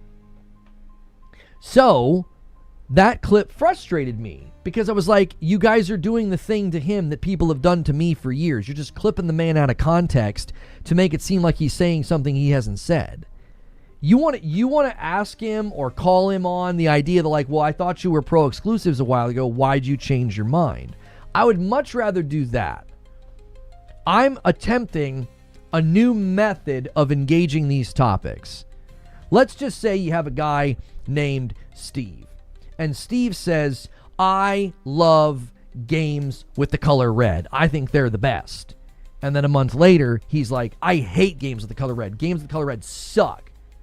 Instead of me saying, haha, receipt pull, flip-flopper, haha, receipt pull, I would say, what made you change your mind? You've clearly changed your mind.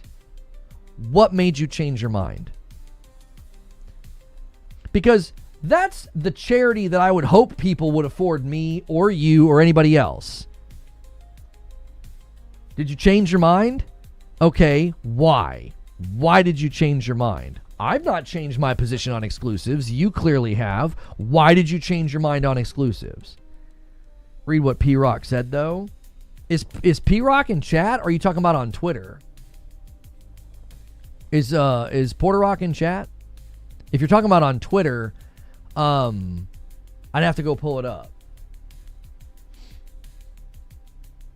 I'm not interested in receipt pulling gotchas when so much of the time that happens, you're dealing with a clip, and it's like, I don't know the full scope of why this homie's saying this.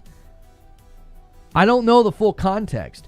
As soon as we saw the full context of what Paris said, it was like, oh, he still thinks the same thing. He thinks exclusives are gone for Xbox. He thinks it's better to maximize revenue by putting your games everywhere. He hasn't changed in that regard. He was saying the same thing he's been saying for a while. I was like, I don't think this is a flip-flop.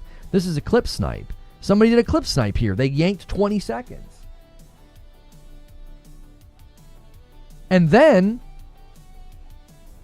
we see, other clips. People were jumping on my tweet, and they were doing the same thing. They're like, oh, yeah, but he said this. And I'm like, but that's a 20-second clip. I don't even know where that's from. I have no way of going and finding the context of what he's saying. So I'm not convinced by that. People were jumping on my tweet with 20-second clips, and I'm like, no, I'm not doing this. I'm not convinced by that.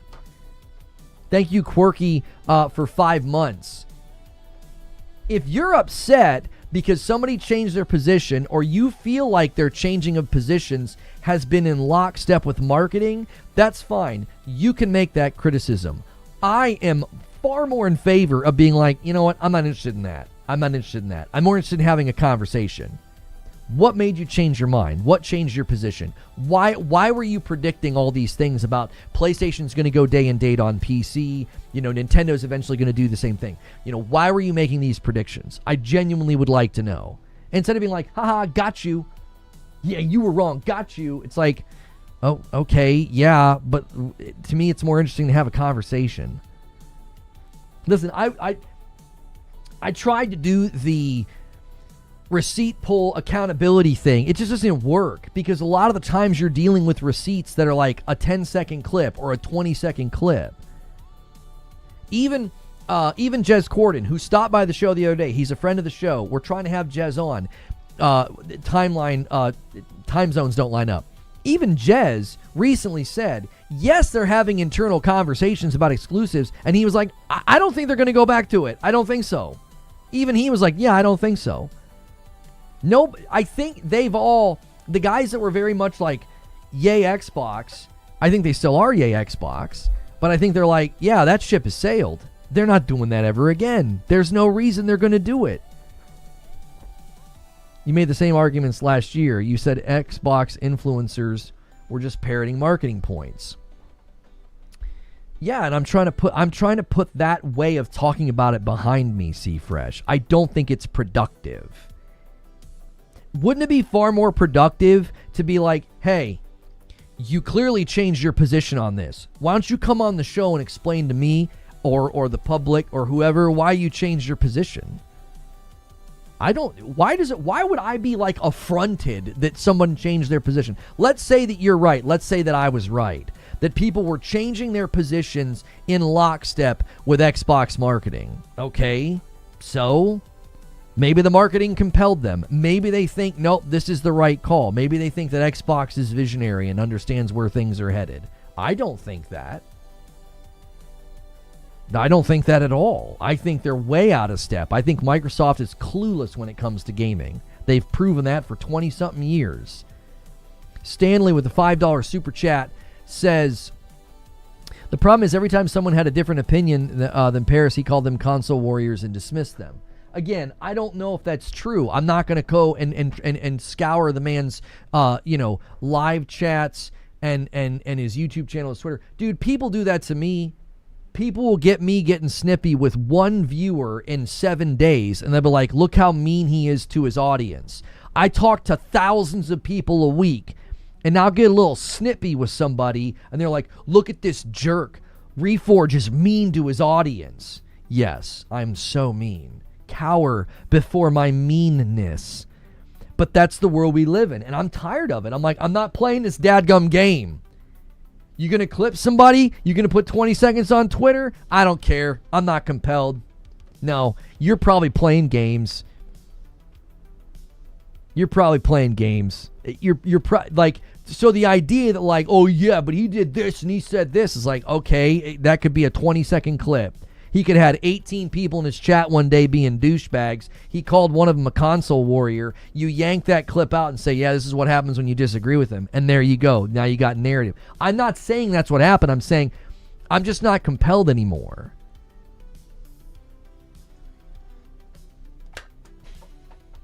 Omar's like, I can confirm it's true. Yes, I told Omar to shut up. Shut up, Omar.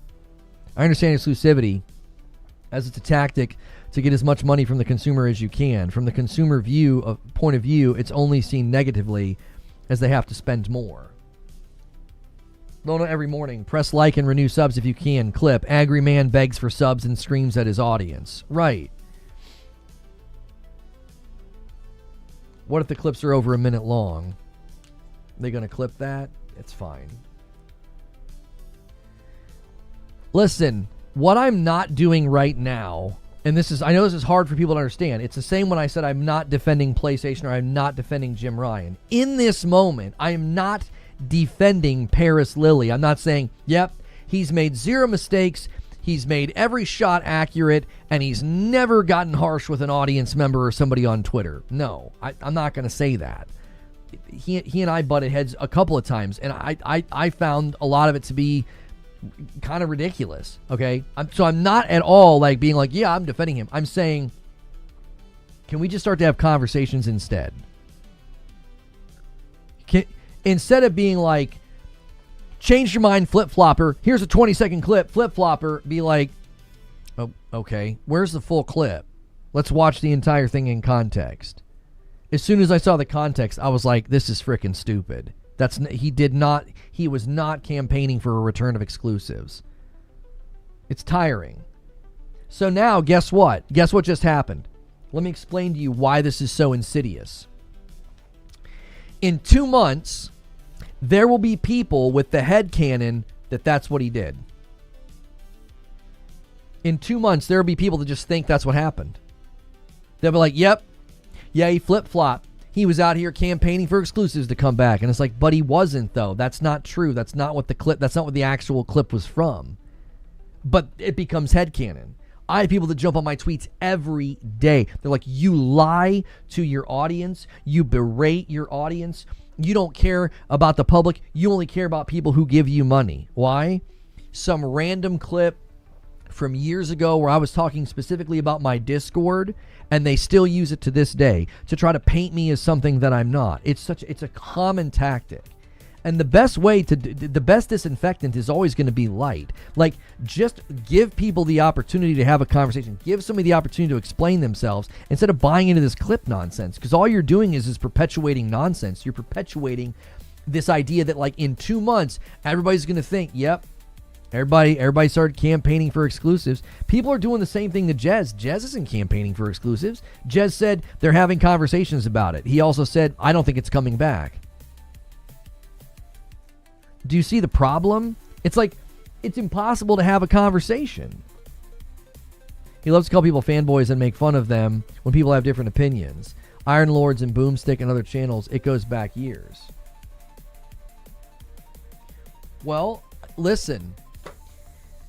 I don't have all those receipts. I don't know the context. I do not know all the context of all that stuff. You know. I was crashing out yesterday with one of your usual haters. They even clipped when you joked about your friend in high school dating a girl you had a crush on. Yeah.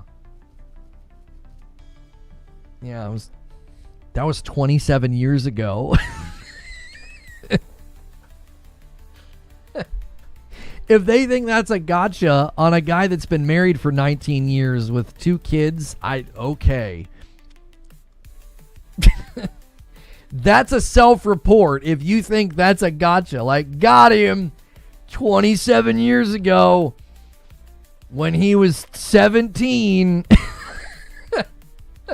His friend dated a girl that he liked. Yeah, I was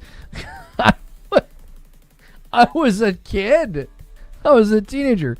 Yeah, it was 27 years ago.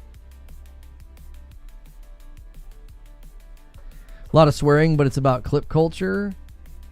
What is this?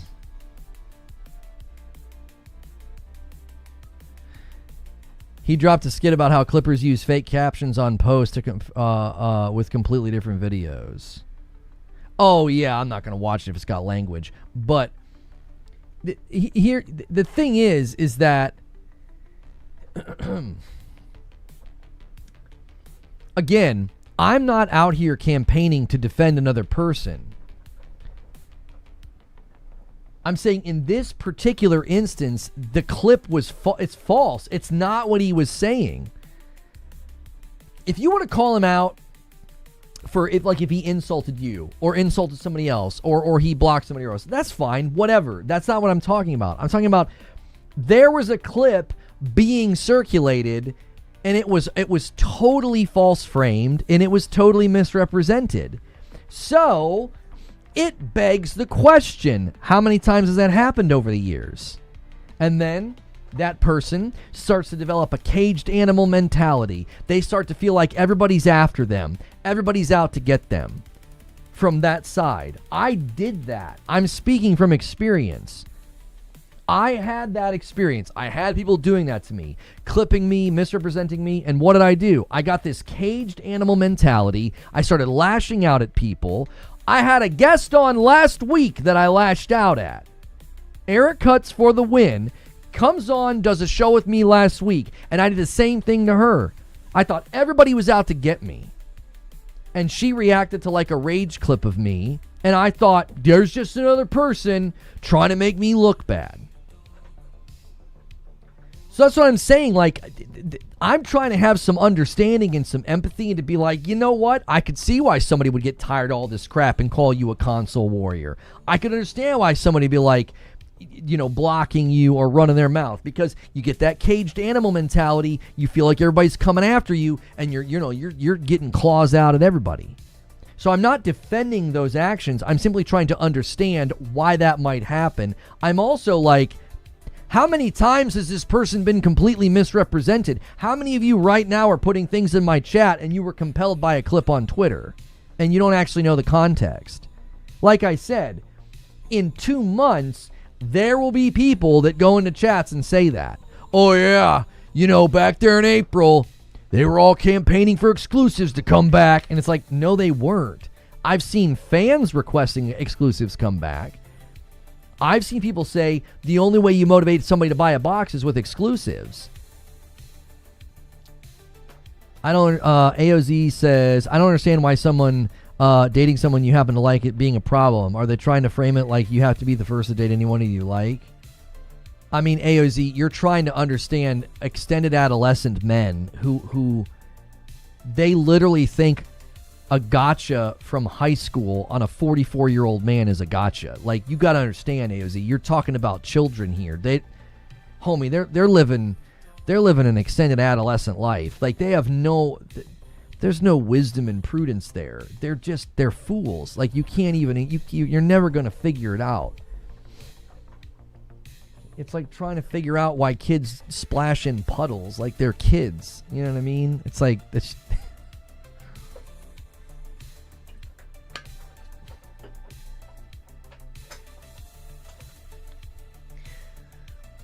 I'm just saying, I think we should be better.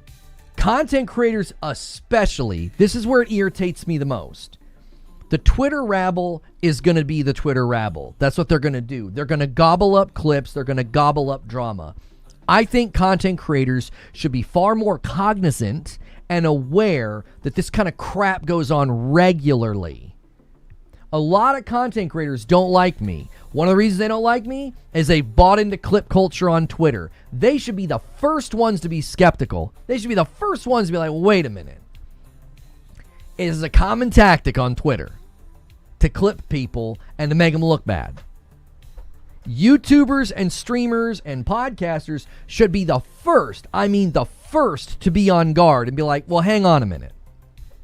So what I'm calling people to do is to say, why don't I ask the source? I fell into this myself with Maddie Plays. Maddie Plays, the clip of him circulated talking about they would get the bad news and they would soften the blow or whatever. And instead of me saying, hey, Maddie, can you explain this clip? I don't understand what you're talking about here. What did I do? I jumped to a conclusion. And I like Maddie. I've encouraged people to watch his content. I've reacted to his content. But I did the same thing. Instead of affording the man an opportunity to explain himself, to be like, well, that's a 30-second clip. There was a larger conversation going on. I circled back and explained what I meant, or blah, blah, blah, whatever the case may be. I just think we've wasted, content creators especially, we've wasted a ton of time being angry at each other over things that weren't even said or things that were misrepresented. Like, you know what I'm saying? I'm exhibit A of somebody who literally has people who hate me, block me, and think I'm a garbage human being. Why? Because of clips. They've never come and just asked me like, hey, what was that about? Why'd you say that? A $5 super chat from Madera. Top of the morning, have you discussed Shuhei being fired by Jim Ryan, or is that tomorrow's story? I mean, we discussed it for a little bit. Until we know the other side, there's not much to say other than he kept telling Jim Ryan no. So it's like, it's not surprised that Jim Ryan wanted him gone. Like, Shuhei says that he asked him to do ridiculous things. We don't even know what those things are. So I'm like, everybody here right now, spend the next week telling your boss no and see how long it is before you're packing your things. Like, I like Shuhei, but it's like, homie, you admitted you kept telling the man no. A CEO ain't going to keep you around very long if you're doing that. They're too busy. They can't be like, wait, what do you mean no? What are you talking about? This is an initiative. This is a thing that we're doing. Do it.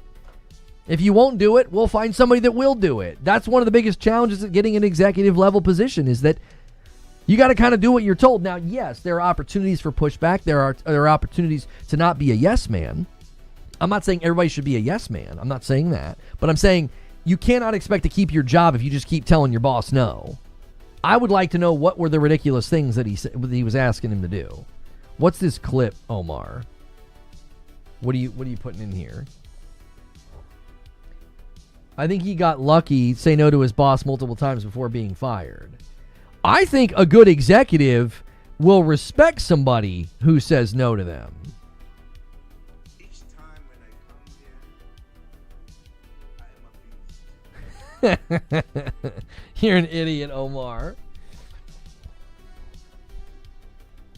Lono's right, though. If you tell your boss no, you better convince him to withdraw his request. That's what I'm saying. I think a good CEO will respect a subordinate telling them no if they've got a good reason to say no. Hey, yeah, what's up? I need you to go tell that company over there to shut down their art division immediately. Well, no, I'm not going to do that. Why? Why will you not do that? Okay, well, the art division's already gone. Like, they reallocated people and they moved them. They don't even have an art department anymore. We haven't updated you on the budget because we haven't had the quarterly call yet. Oh, okay, that's fine. Like, you see what I'm saying? There are appropriate times to tell your boss no. To be like, no, that's a terrible idea. Here's a better idea. No. We've crunched the numbers. The market shifted. No, I can't do that. I can't in good conscience do that. That's a terrible decision. I'm going to make you look bad if I do that. Wasn't he demoted to indie head and then he retired? Yes, that's being labeled as fired. In his mind, that was him being fired. And again, I think Jim Ryan had bad ideas, and there were probably times where Shuhei should have told him no. But again, you're in an executive level environment. If you tell your boss no enough times, he's just going to find somebody else to take your place. He doesn't have time to constantly be circling back with you. Like, what do you mean no? You know what I'm saying?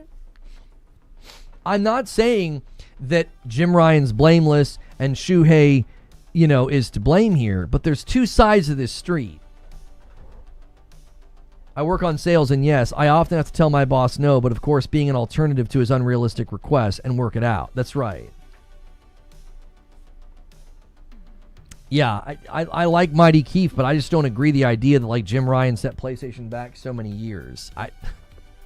There would be no Marvel Tokone Fighting Souls. There would be no Helldivers 2. Their live service efforts, if they didn't do any of those live service efforts, you wouldn't have some of the games that we're enjoying right now. You can't...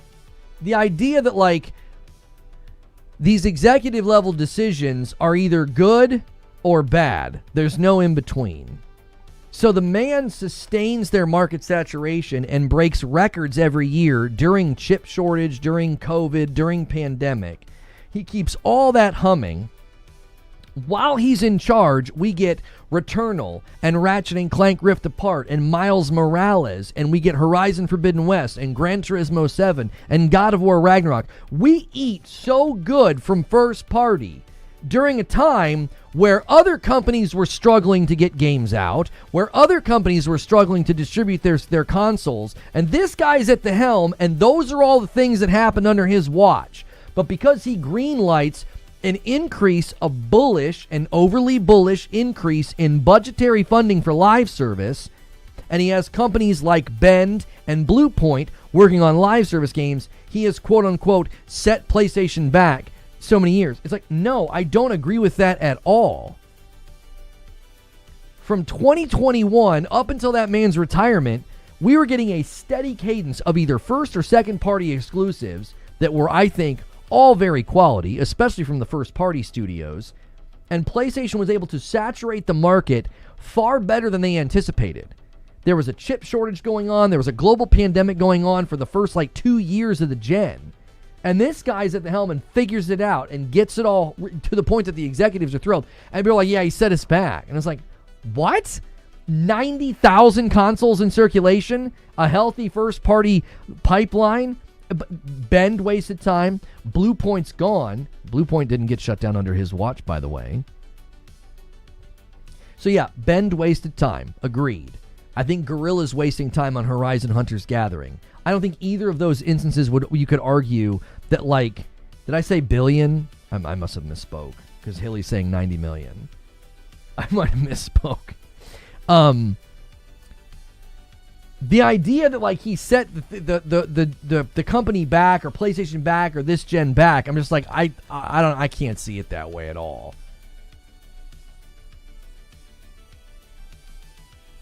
You said thousands? Oh my gosh, I said 90,000. 93 million. Not taking away from what Jim did. PlayStation's been outselling Xbox for 2 gens now, but also need to factor in that Xbox has been imploding for 2 gens now. PS5 made more money than PS2. Yeah.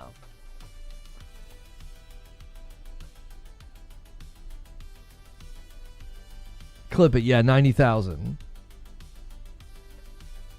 Herman closed Blue Point, and he made a lot of bad decisions. I'm going to wake you guys up to a sobering reality right now. Executives make good and bad decisions all the time.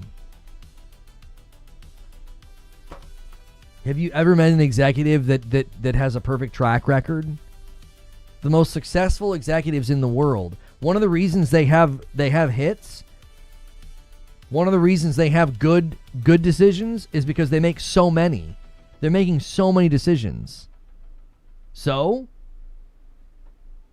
you're always going to have that. Steve Jobs, yeah. Some of your favorite executives, some of these executives that have been like almost canonized as saints, they're going to have so many bad decisions along with the good. The idea that like that they make some bad decisions and like that's all we're going to fixate on. It's just like, I don't know, man.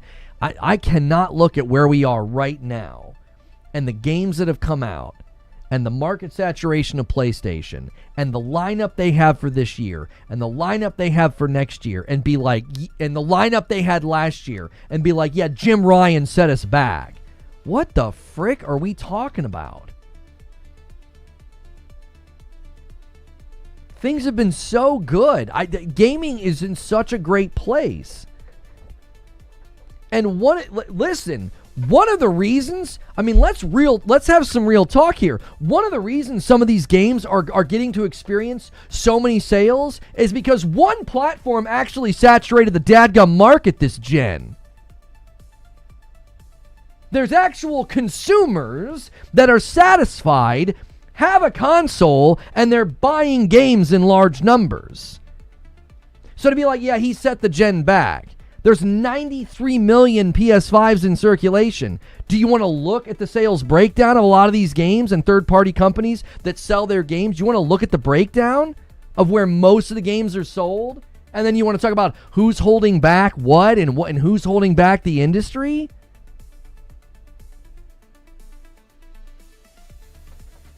It's absurd. It's like because we like Shuhei, that's what we're going to run with. I'm just like, what are we even talking about? Like, look at the sales of some of these games and look at the number, look at the breakdown. You have a very strong and very successful gen right now at PlayStation, which is directly related to the health of some of the industry aspects right now that are happening. So to act like, oh yeah, it's all been set back and it's all terrible. It's like, what? Huh?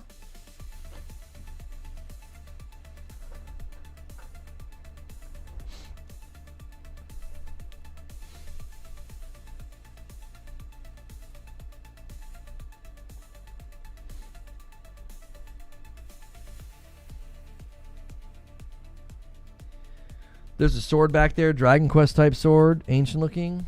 Sword? Are you talking about that? Are you talking about Mjolnir? You might have your brightness turned down.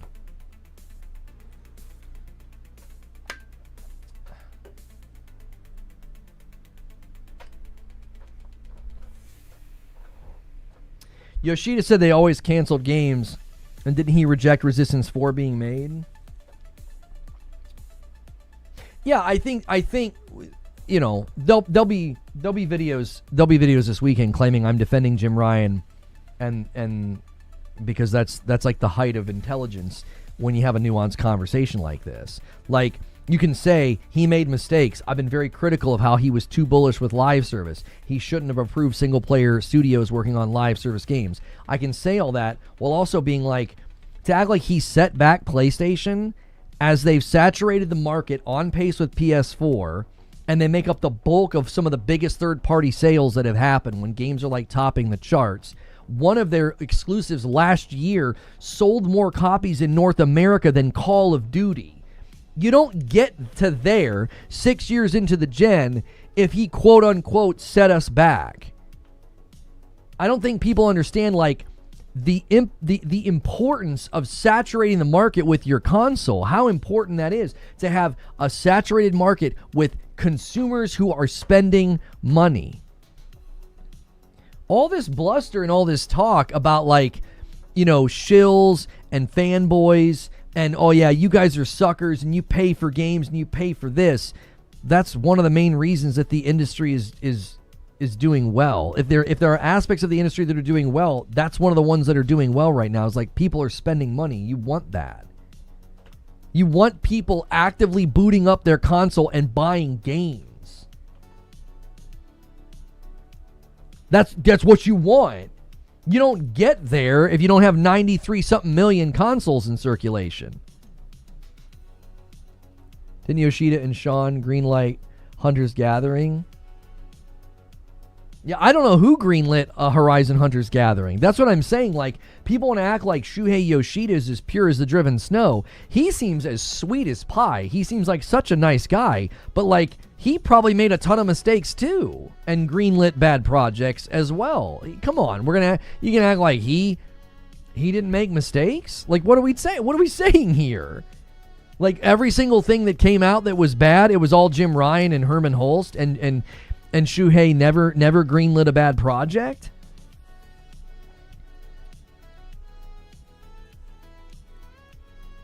The bright side of the whole Sony live service exploration from first-party studios is that A, it was done during a time when the investment was silly and those studios could absorb a failure or pivot away, and B, those studios no longer have a what-if mindset and reinforce their core gifts going forward. Sometimes the best results can come from heavy failure. I mean, I agree with what you're saying, Gandalf. I think one of the best things to come from all of this is that PlayStation is 100% recoiling from having studios work on live service games, which is why I'm baffled that Fair Games is still going forward. Pirates didn't realize that if everybody pirated games, there wouldn't be games to pirates to begin with. Yoshida greenlit Concord, just saying. Is he the one that greenlit Concord? I thought that was Herman Holst.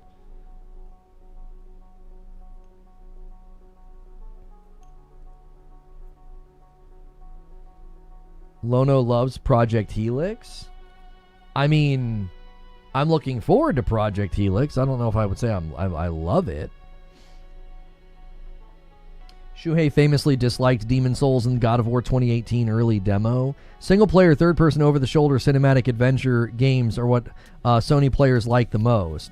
Not that many PC players do, though. Only 3 games of the 40 I know play these. 3 of the people that you know play these. Yes, it was him. PlayStation wasted time and money on games-as-a-service games. That's why PlayStation gamers want them to move on, and PlayStation still had better first-party this gen. Yeah, even that's the thing that I get frustrated by the conversation with. It's like, we don't have to be so sharply dichotomous. Like, it's been a great gen. We've gotten so many great games. And the lineup last year and this year has been excellent. Right. Shu also greenlit Returnal. So let's just take that at face value.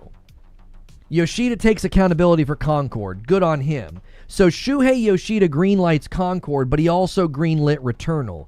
Do you see why I said executives like that are going to make mistakes, and they're also going to have bangers? That's the nature of the job. So looking at whether it's Jim Ryan or Herman Holst or Hiroki Totoki or Hideaki Nishino or, in this case, Shuhei Yoshida, it's like, yeah, they're going to have winners and they're going to have losers. That's literally what they do at that level. It's like they're constantly going to different racetracks and picking different horses. And some are going to win, and some are going to lose. But what we do is we isolate those losses, and we try to act like, well, that's their record. It would be like fixating on, a sports dynasty or a sports season, and a team goes 10-2, and you fixate on the 2 losses, and you're like, yeah, I wrote blah, blah. And I'm like, well, they won 10 games. What are you talking about here? Or maybe they go 7-5. It's like, okay, there's obviously some wins, there's some losses here. That's not a stellar season, but it's not, the team isn't dead. They're not a total failure. Now, obviously, yeah, you lose every game, we could have a different conversation, but there would be nuance to that discussion. You'd be like, well, they won 7 games, they lost 5. Well, you'd go and you'd look, well, what were the reason they lost the 5? Like, was it, or were they going up against some of the best teams in the league? Like, was their MVP injured? Things like that would go into some of the analysis as to why, teams like that have losses and they have wins. So, like, I just think the idea that, like, I don't know, the doomer sort of like, oh, yeah, everything's bad, everything sucks, while we're enjoying two of the best years in gaming. Last year and this year are some of the best years in gaming I think I've ever seen. And it's like, we get an interview with Shuhei where it's like, well, now we're going to do this, like, yeah, Jim Ryan, he sucked, and he set PlayStation back. It's like, what?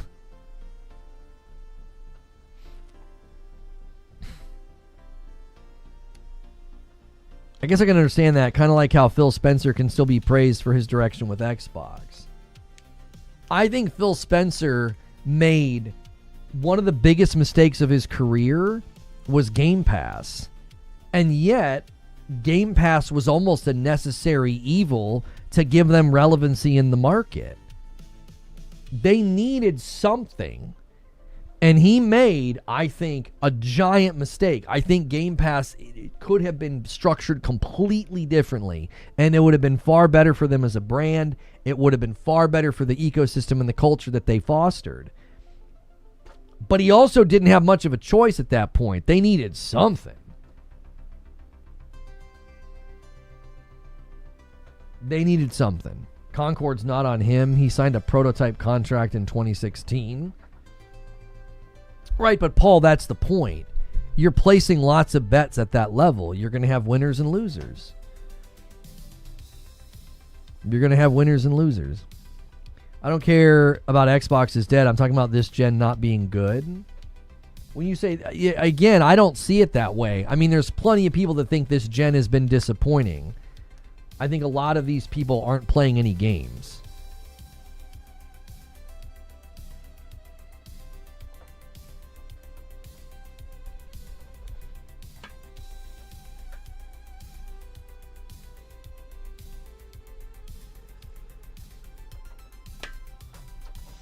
I don't know why this guy is spamming this. Are you a bot?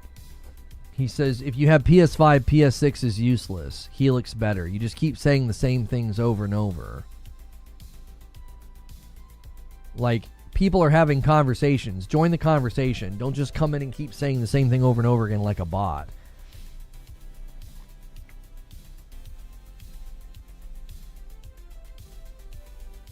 This is the gen of AA and live service. This is the gen of AA and live service.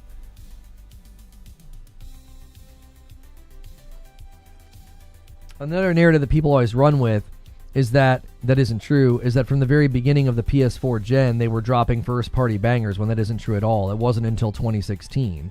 Yeah, it was the latter half of the gen that they hit a crazy cadence of first-party, and that's what everybody remembers, and then they act like the PS5 gen sucks compared to PS4, and it's like, if you do an actual pound-to-pound comparison, it's very, very similar.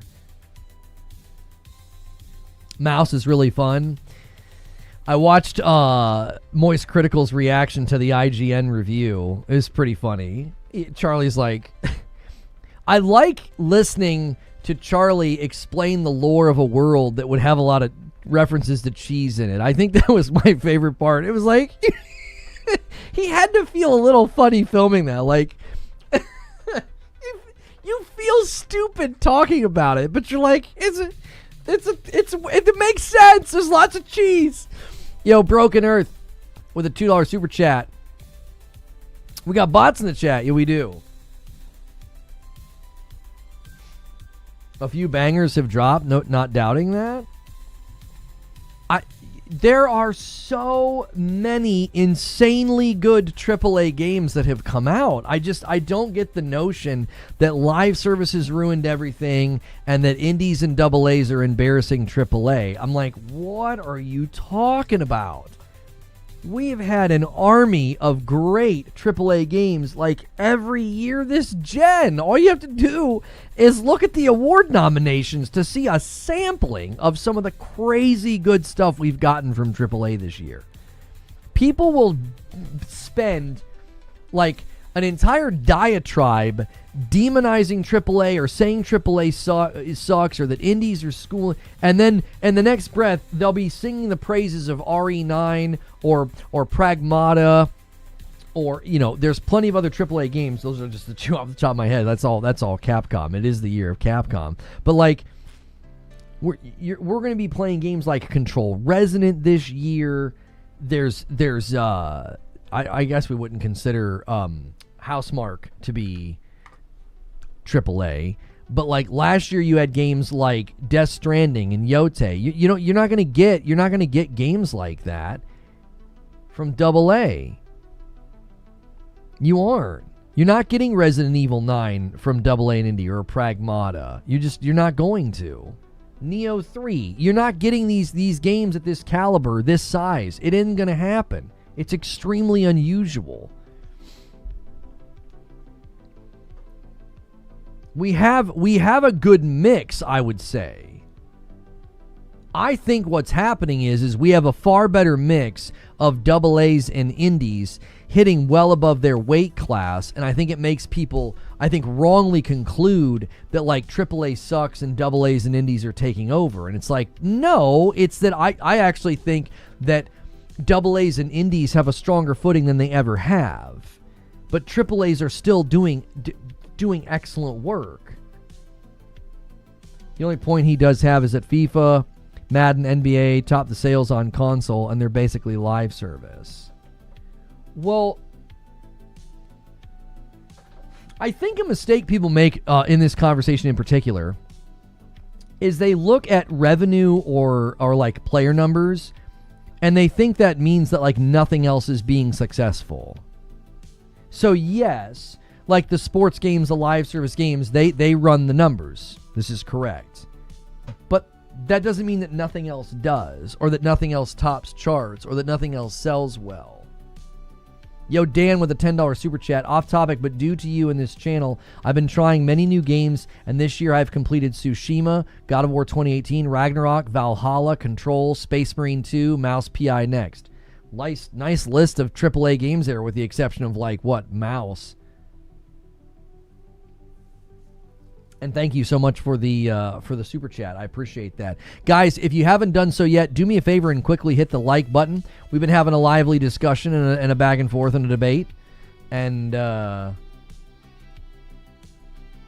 Apex fallacy. Well, yeah, we like fixate on the big games, and we act like, well, those are the only games. You know what I mean?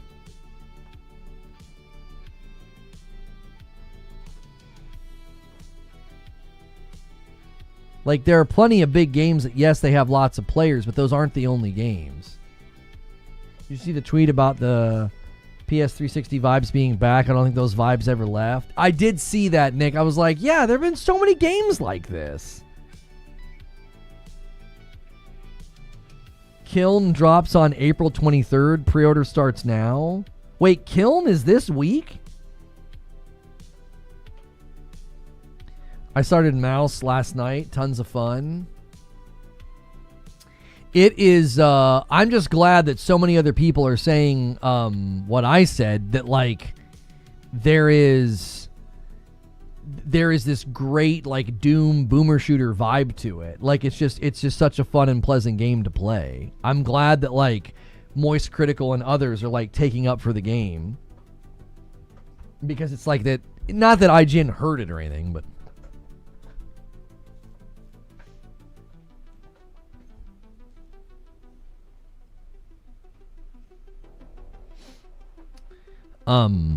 indie games and similar where you can play with your friends is basically the only thing my friends play now. BR, Battlefield 6 and similar. They want me to play with them as well, but I'd rather climb a peak in real life. Lono, do you wish that Pragmata had a melee weapon, or is it just me? It's not just you, Sean. There's been a couple of times I thought, man, it'd be really nice if I could just like do a swing of something. Something gets close to you and it's about to be dead, and you're like awkwardly aiming. Because when they're far away, I think the aiming feels great. When they get right up on you, I basically just make space. I'm constantly making space because that alleviates that problem. Rainwater with 14 months. Thank you so much. It alleviates that problem. But there's been numerous times I'm like, it'd be really nice just to have like a punch or a kick or some kind of a swing where like, man, this guy's right up on my face, dude. Just let me, kind of like baseball bat him with something. It's not a big deal. I don't think it hurts it, but I definitely think so. My Pragmata Impressions this morning, Sean, I said, this is the best new IP I've played since Returnal. And I also think that they've done such a great job, it feels like the beginning of a franchise. Like, I really, really hope we get more. It's fantastic. So I'm thinking, man, they could absolutely nail this in a sequel and maybe add some melee, maybe add flight, so I'm in the air a little bit longer. Like you hover, but I mean like flight. Like they could give you a little bit of that, some of the stuff that you do in like Space Marine 2. They could take a little inspiration, I think. Yeah, Saros is almost here, man. I don't know if I'm going to have time because I'm playing Pragmata very completionist.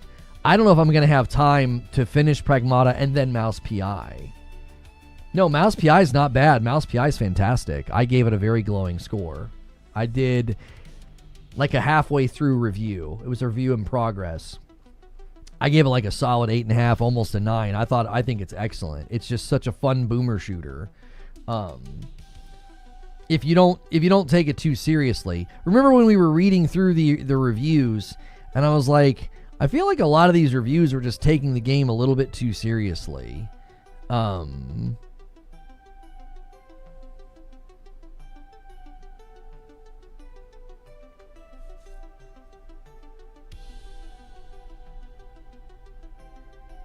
You could say that Charlie and Luke were cheesed.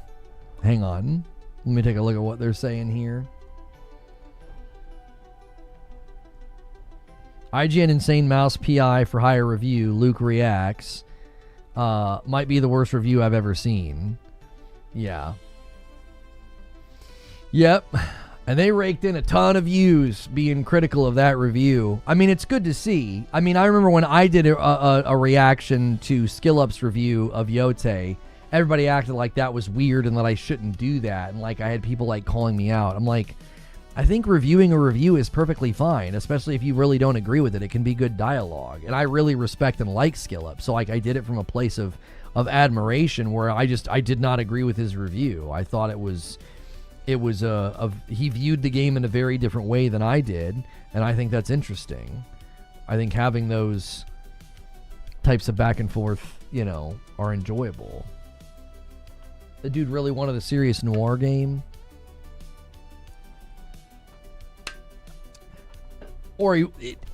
Sometimes I wonder, is somebody just trying to show off that they know a lot about noir stuff? I don't know. Guys, really quickly, try to get me to 300 likes on YouTube. Let's hit that next milestone of likes. Thank you guys so much for doing such a good job on it today. I currently owe Twitch 2 members. So get your member renewals cranking. We're at 58 on the week already. Great start to the week. I didn't say majority. I said a lot of people played the game. Majority of console players are not buying RE9. Look up the sales numbers. Well, that's the point, isn't it? There are times where PC leads the pack, but a lot of the times in the market, when you look at the sales breakdown, PlayStation leads handedly in the sales of a third-party game. It happens all of the time. There are times where PC wins. Way more people bought Helldivers 2 on PC versus PlayStation, right? So you're going to have examples where games sell at a higher number on PC. But then the truth is in the other direction commonly when it's games like Call of Duty and then health of single-player first-party games selling incredibly well on PlayStation. That's also really, really good for the market. When that sort of thing is successful, when a studio can come out and have a successful platform to launch their game on, I actually think that that's health in the industry. That's something that you should celebrate. To be like, hey, they had a platform to sell their game on, and it sold really, really well. Arc Raiders all PC, Marathon all PC. Yeah, a lot of those games are more predominantly finding their footing. Well, Marathon, their footing slipping, but they predominantly find their footing on PC. Stellar Blade sold more on PlayStation than PC. That's an awkward comparison because they didn't launch at the same time on each platform. Thank you, Hilly, for resubscribing 16 months. But there are plenty of games that sell more on PlayStation. RE9 sold the most on PS5 in the US. Yeah, there were sales breakdowns of RE9 where it was doing better on the PlayStation versus PC. It's not an even split every time you look at it. That's the point, though, is being like, that's why I was on that rant. I was like, PlayStation set back? What are we even talking about? Like, the idea that, like, it's been set back and yet you have a thriving, platform for games to be sold on, I just don't agree at all.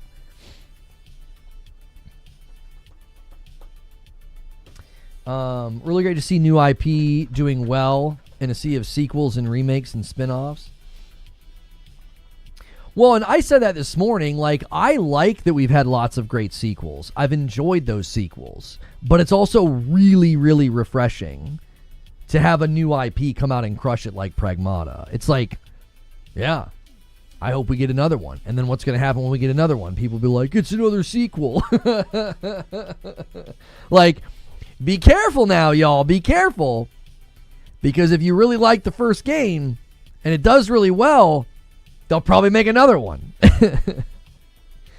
They'll probably make another one. We're going to be playing Control Resonant this year. We're going to be playing Saros. Saros is basically a spiritual sequel to Returnal, and Control Resonant is a direct sequel to Control. These are games that exist because the first game did very well.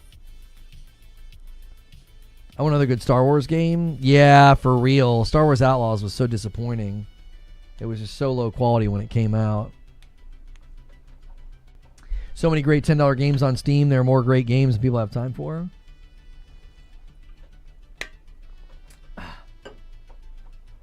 Yeah, Wolverine's also this year. That's a new IP, but also not a new IP. I mean, it's a new game. You know what I mean? Hey, Lono, you're looking extra buttery today. I don't know how I do, but thank you, buttery cheeks. Mafia Hill Country sold the best on PlayStation 2. Certain games just do better on certain platforms because they resonate better with the audience. Right. And I think that's important. It's important for the industry to have a place where certain games can flourish.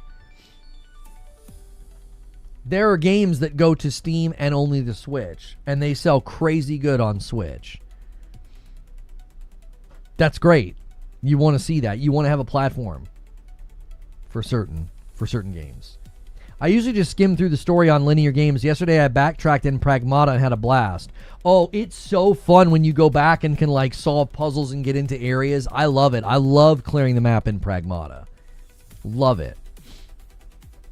It's very satisfying. When the sequel to Survivor is supposed to come out, we have no idea. We have no idea. They lost their director, so that might have set the game back. That might have set the game back. Did you guys see my tweet about if you sit on the title screen long enough, watch what can happen? He walks out. The best part about this is her reaction. She watches him walk away, and then she looks at Hugh.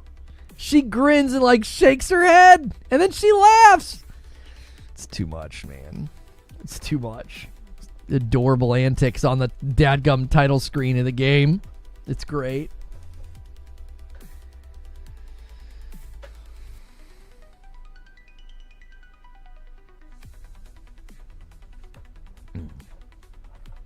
Most PC players play old games. Well, The problem with saying most PC players play old games, though, is that there's a significant portion of the PC audience that's on weaker hardware. So they're going to gravitate towards older games that don't have performance problems and can run on their rigs. That's going to be a common thing.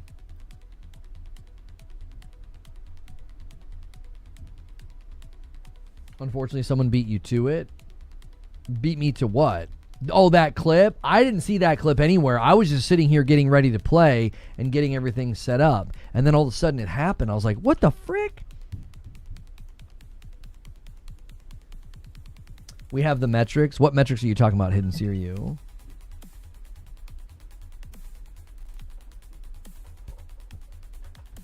I don't think they're playing old games. Gen Alpha and Gen Z prefer PC over console.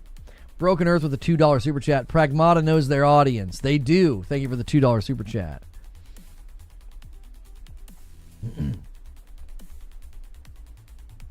It's pushback for guys trying to say the PlayStation platform is failing because of attach rates or whatever. Well, the problem with the attach rate argument is that it's a fundamental misunderstanding of what makes a successful game. You would never argue attach rate on a multi-plat game. That would be stupid. You wouldn't. You would not argue that. You would never look at like a big. Let's take a PC only game, right? When a game launches only on PC, you would never argue attach rate and be like, "Well, that game flopped." You just wouldn't.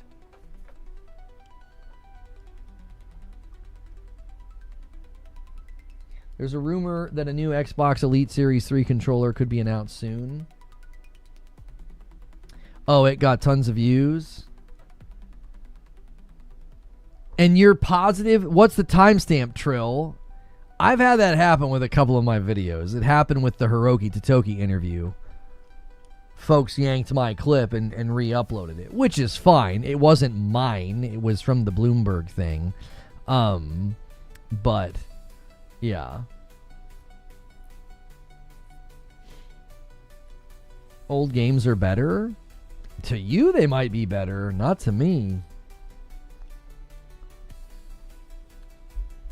Bungies have stopped playing Marathon. Yeah, I mean, that is on the docket. I don't know if you guys saw, but the Iron Banner debacle is extremely interesting. They are not going to address the issues in Iron Banner until June. Right? And they hit a new record low last night on Steam, 5,812 players. And on a Sunday, I mean, they're barely squeaking into the 20,000s now on the weekends. Again, I said this last week. This is the only encouragement for fans of Marathon is that from April 9th to April 18th or so, April 19th, they've flatlined. This is the only encouragement I can give you guys that like Marathon. If they can stay here till the end of the season, you know, they've got a chance of survival. But this week is going to be a telling week, because if they start to dip below that line this week, then it means that they have not stabilized. Creature says they don't know who works there and doesn't until June. They're at 9,000 right now. The cheaters have run everybody out of Marathon. Yeah, I mean, they have 9,000 players on a Monday, and last week, this time, they had 11,000. Like, basically, every single week, if you go hour to hour, day to day, like Monday to Monday, Tuesday to Tuesday, it always is lower, pretty much. Oh, they did tweet it first. Sped up 20 times. You only get it if you wait. 2.7 million views. Dadgum. They did post it before me. They posted it at 10:58. That's crazy. Yeah, mine was like 6 hours later in the afternoon. I didn't see their tweet because I was at church.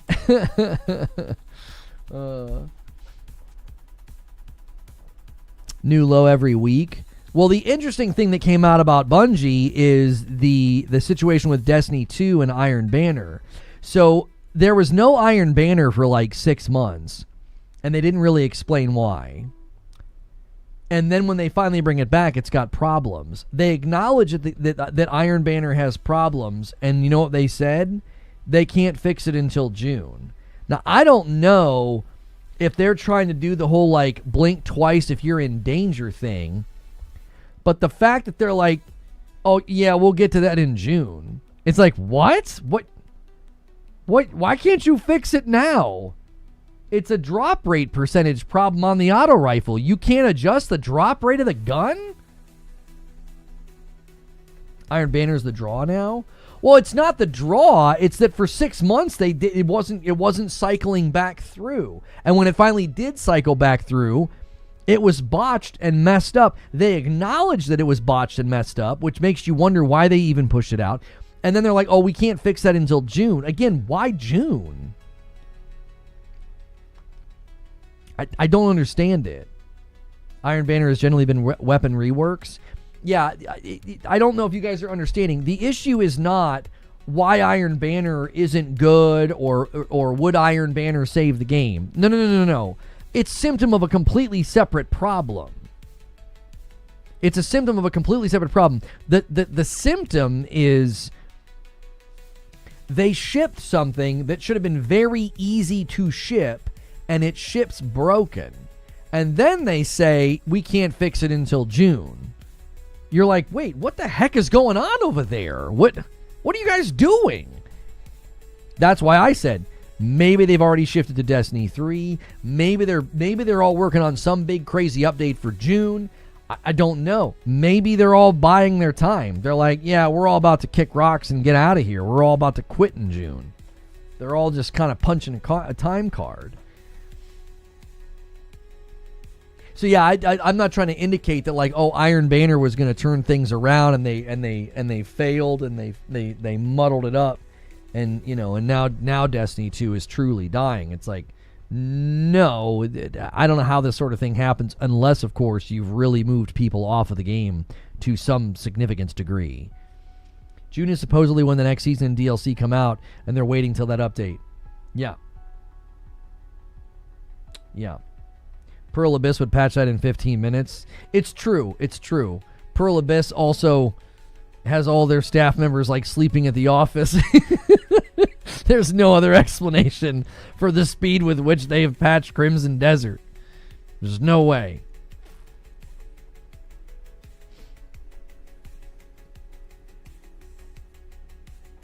June's looking more and more like the last hurrah. They still have a saga to finish, though. Wonder if they retcon it.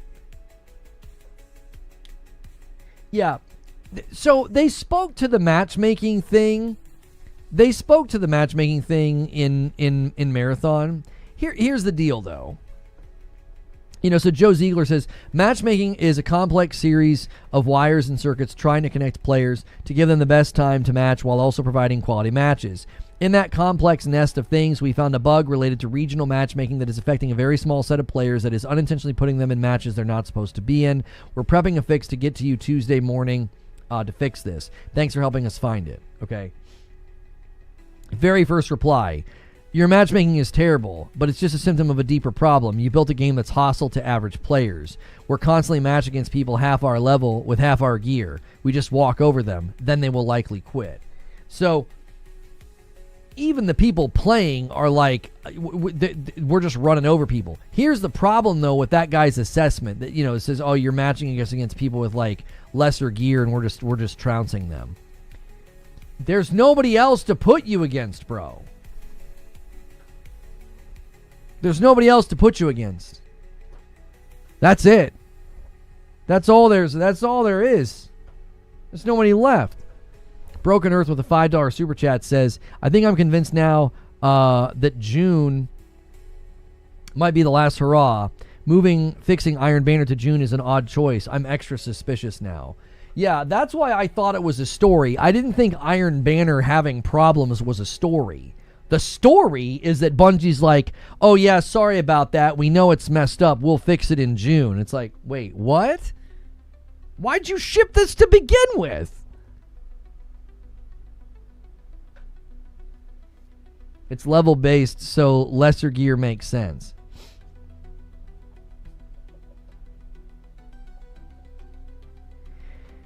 In general, I would say that the problems that they're facing are exactly what I said would be happening. I was worried that they would basically start to be dealing with a shrinking player pool. And when the player pool starts to shrink, you're going to start to have issues where it's super sweaty and there's lag and matchmaking takes a really long time. These are all symptoms of a shrinking player pool. That, like I told folks, this was going to happen. It doesn't take a genius to see when your player numbers start to trend downward, there are going to be ramifications. You're going to struggle to get into matches quickly. You're going to get into matches and the integrity of the match will be compromised because you're regionally mismatched. Or you're going to constantly be facing the same people.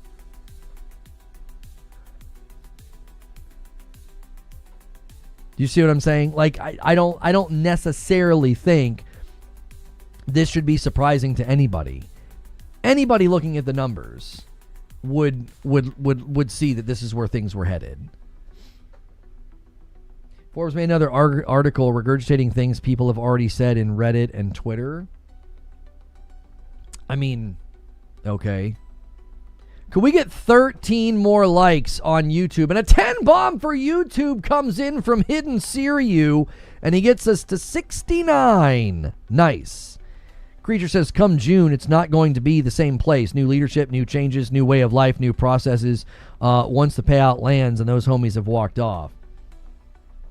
Kino Mansky says, it takes more than 5 minutes to land in matchmaking now. Bungie doesn't want to do anything to help Destiny 2 because it would take some focus off of Marathon. Even the Destiny 2 community manager posts more about Marathon than Destiny 2. The Destiny 2 DLC in June will change nothing. Nobody's fixating on June thinking it'll change anything.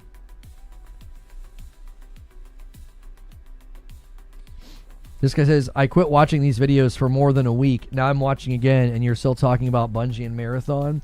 It's adorable that you've been silent the entire time I've been streaming for the past 2.5 hours where we weren't talking about it at all, and you only chime in when we start. That's awfully convenient. I don't play the game, but just wondering, if we were only to get matched with people that have similar gear, then what's the point of upgrading gear? For sure. And the main reason we're talking about Marathon is we're talking about Iron Banner. We're talking about Bungie as a company because Bungie just literally pushed out a game mode into Destiny 2 that has been gone for 6 months. And they said, they acknowledged the problems. They said, well, we're going to fix it in June. So there's been speculation swirling around what's going to happen in June. So it's a pertinent conversation. They're one of the biggest studios in the world. They were purchased by one of the 3 platforms, PlayStation, to help with live service. And both of their games right now seem to be headed for not great destinations. It's an interesting conversation that got cycled through because somebody came in and brought it up. We were talking about Pragmata. We were talking about PlayStation. We were talking about Shuhei Yoshida and Jim Ryan for 2.5 hours. Honest question, which would you do, Mouse PI or Hades 2 together or Pragmata? Man, that's a tough question. Siege Master bumps a line by 1, setting up that 5-bomb dunker. You got to be careful with that because Twitch doesn't have stream delay. That's a really hard question. I would, as much as I'm enjoying Pragmata, I would do Pragmata first. I think it's the best new IP I've played since Returnal. I love it. I'm like head over heels for Pragmata. After Pragmata, I would do Mouse PI.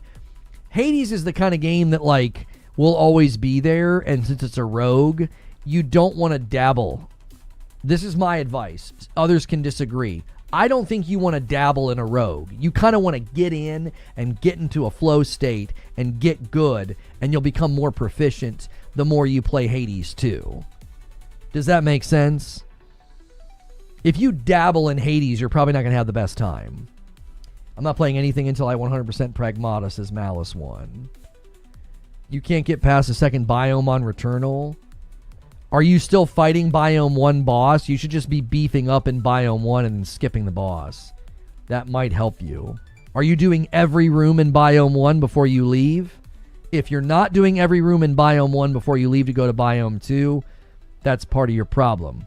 If you're dying to the guys with the swords in Biome 2, they're getting you on the teleport. You're probably dodging too early. You got to wait until they appear to dodge. You dodge too early, it's false urgency. They freak you out, and that's probably who's getting you. A $5 super chat from Broken Earth. Remember when Sony paid $3.6 billion for Bungie? I thought it was a good move for both of them. It really looks like Bungie is getting more out of this. Saros is just around the corner. You might want to think about which games to start. None of the games he mentioned are super lengthy. You could beat Pragmata in a week easy. Mouse PI in a couple of days easy. You could beat Hades 2.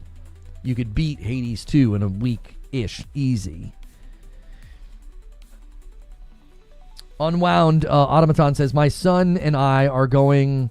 no, Automaton. I misspoke. I do that all the time. My son and I are going to pick up Sworn. He loves rogues, and I just want a game we can play together now that he's married and out of the house. Did you see my playthrough with Madam on Saturday night? We went all the way through and beat Arthur Dragon, and then we beat the chick. What's her name? Magdagora? I always forget her frickin' name. She's like the real boss that you can fight at the end.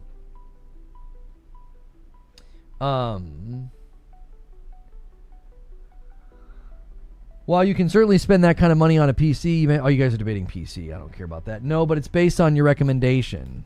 Morgana, thank you. Detective Seed says, without her hack? Huh? Without whose hack? What are you talking about?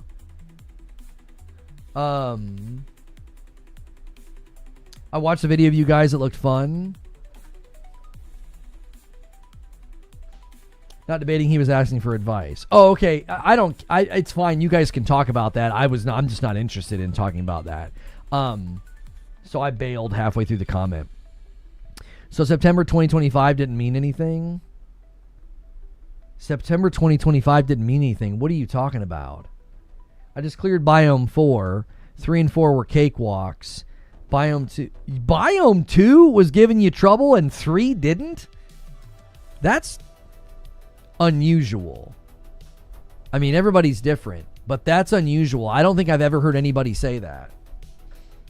I don't think I've ever heard anybody say that they thought Biome 2 was harder than 3 and 4.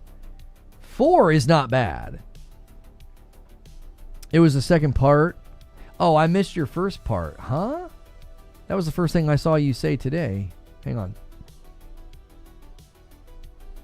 Oh, I really like Pragmata going to get the platinum. I did not like how they made Hugh feel like he shoots BBs until she hacks. I understand why they did it. Oh, you wish you could wreck some of them without her hack. I will say there are times where it's like a basic enemy and I'm like, can I not just shoot them in the face and get this over with? I get that they didn't want to like give you incentives to not do the hack. My YouTube algorithm is full of Saros videos from people that get to play early. Having to ignore them is painful. It's almost here. It's almost here. Saros actually has customers to sell at launch, unlike Returnal. Yeah, Returnal had a rough start, and it still did well. I mean, you know what I mean? It still did well. Last year in general was crazy for releases, big and small titles. I still don't know what you're talking about. A 5-bomb comes in from Sal. It sat there for a minute. I was surprised that that old Team Twitch didn't steal it. Thank you so much, Sal. I owe you guys a member now. I still owe 2 to Purple. I wait until it's a 5-bomb over there. They charge like an extra $1 for single gifteds. I hate that. Biome 5 was my hardest. Biome 5 is brutal. If you don't like the hack, they do have auto hack. I haven't gotten it yet. Yeah, it uses some of her gauge. Yeah. Is there any brands y'all would stay away from? I don't know what you mean. Lono, September 2025. Gone Kid. I swear to frick, I'm gonna time you out. Explain yourself. Why do you keep saying September 2025? You're driving me crazy. We've established that you keep mentioning it. Why? What is relevant to it? Jiminy Christmas, bro. When someone asks you to explain yourself, they're not saying please repeat yourself. This freaking guy.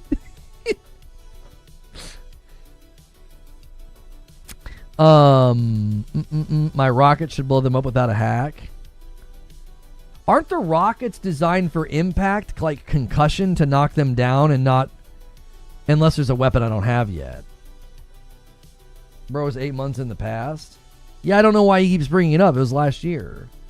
September 2025 was a month in the year 2025. I swear to frick, Paul.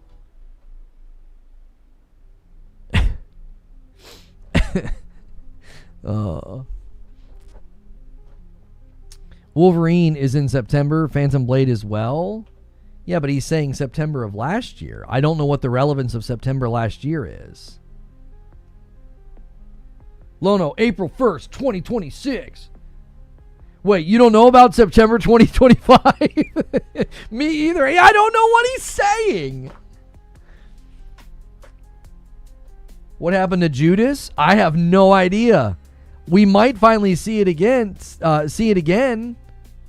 In the summer. I don't know what's going on with it.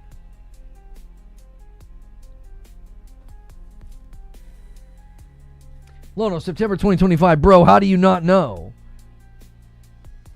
September 2025. Several notable events occurred. Yeah, none of that's relevant. He's going to do that thing. He's not going to explain himself. He's just going to leave and be like, got him. September 2025 changed his life forever. For you, it was just a month. I thought you were going to be like, September 2025 changed his life forever, Lono. How dare you not know what it's about?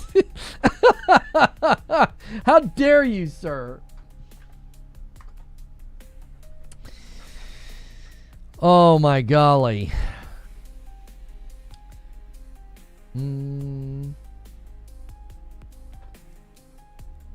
Wake me up when September ends. Maybe that's it. Maybe that's what he's trying to get us to think about. I truly don't know.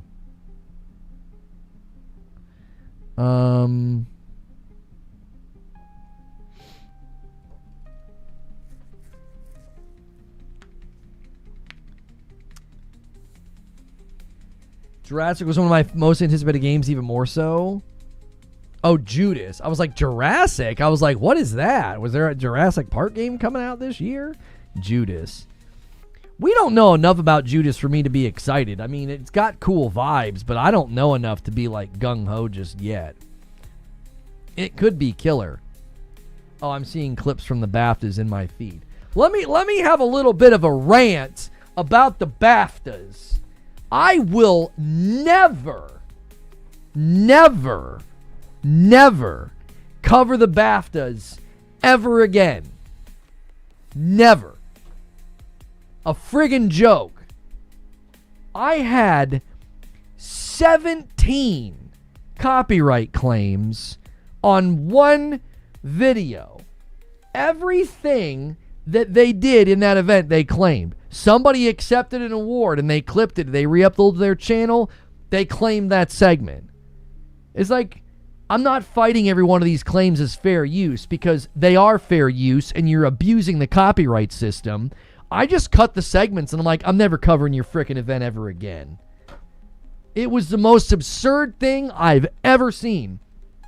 I've been doing this for over 10 years, and I've covered live events. And yes, you'll get 3 or 4 copyright claims from a live event, like somebody uses a Foo Fighters song or something, and you're like, oh frick, and you gotta like mute that section. Dude, I don't know what the heck they're doing over there. They claimed like everything. And it's like, I'm not deleting the video. I'm not losing views on my channel. I just went in and every single one, I was like, remove. So the broadcast has been brutalized. It's like, that's fair use, brother. We can co-stream your dadgum event. The only claims that should come in is when a copyrighted piece of material, a song or like a trailer, which is also stupid. These companies copyright claim trailers. It's a trailer. It's a piece of marketing. But they'll claim it. Sure enough, they're like, no, we don't want people promoting our trailer. Huh? What? Broken Earth with a $5 super chat tip. The Expanse Osiris Reborn beta launches on Wednesday. I'm stoked. I hope it turns out to be an extended one like Baldur's Gate did. Thank you for the $5 super chat. They use agentic AI bot, most likely. Egg and frick all the way off. It was obnoxious. It's like, it's total fair use to cover your event. You should not be in the wake of your live event turning around and just blanketedly claiming every segment of your broadcast of anybody that covered it. That is ridiculous. That is not what the copyright claim system is there for. No one is infringing your copyright. We're doing what's called a co-stream, a standard practice in the industry. It is a new piece of content for the purpose of entertainment, which is allowed under fair use. Broken Surprises says, you wonder why no one watches your show. Yeah, like their viewership was not great. And it's like, I mean, if every streamer that covers your event has the experience I had, they're going to be like, dude, I'm never doing that again. It was a dadgum nightmare. My video was locked up and blocked in regions and just absolutely brutalized for 2 days. It took me 2 days to edit out every single one because you can only do one at a time. You can only do one at a time. I was so frustrated. I was like, come on. It's like it wasn't even songs. It was like, Jennifer English accepts her award. I'm like, that's not copyrighted. It's a live event that's perfectly fair use. It's ridiculous.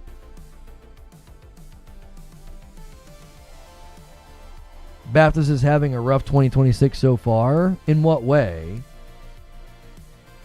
Regions you've never even heard of?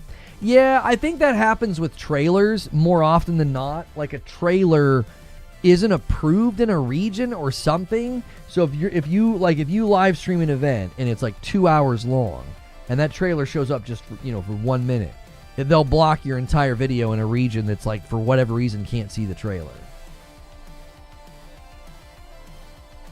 So, yeah, I was extremely frustrated. I was like, in the 10 years that I've covered live events, this is the single worst experience I've ever had covering a live event. Like, you guys are claiming everything, and they had no right to. I should have fought every single one of them, but I'm like, it's not worth it. It isn't. It's not worth doing this, because if they're going to be, picky about it and persnickety about it, they could jam me up and hurt my channel. And it's like, fine, I'll just mute and remove every segment that you've claimed, and I will never cover your event ever again, because it isn't worth it.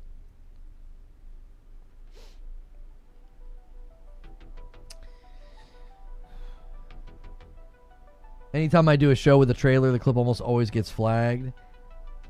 I don't understand that. That one's weird. I understand region blocking, but I don't understand when they claim you putting a trailer in there. It's like, don't you want more people to see the trailer? Like, what difference does it work? You know what I mean? Oh, the N-bomb debacle in the other show? Yeah, the guy that had Tourette's or whatever.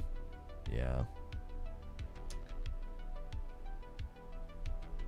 Ubisoft wants new hires to be familiar with generative AI tools. I have bad news for gamers. If you're going to be purity testing video games for any generative AI, you're going to have a really hard time buying video games in the next 10 years. You just are. As long as it's not slop and as long as it's not done in an egregious or awful way, I don't care. There are going to be so many games that utilize and so many studios that utilize generative AI. They make money from the trailer views, though, don't they? I mean, I guess. I would just think that you would take a buckshot approach. You're basically telling people with really large followings to not watch your trailers. So their big audience may not see the video, the trailer, or may not, take an interest in whatever the thing is, whatever the movie is, right? So you could easily imagine 10 YouTube channels, all with over 100,000 subscribers. Okay, and those 10 YouTube channels all react to a trailer. And all their audiences see it and get excited and potentially go buy movie tickets. I would think that's better than worrying about ad revenue on the dadgum trailer. Like, in the grand scheme of things, where are they making the bulk of their money? Ad revenue on the trailer, or people buying the tickets and then subsequently maybe buying merch or anything else that might be coming from the movie?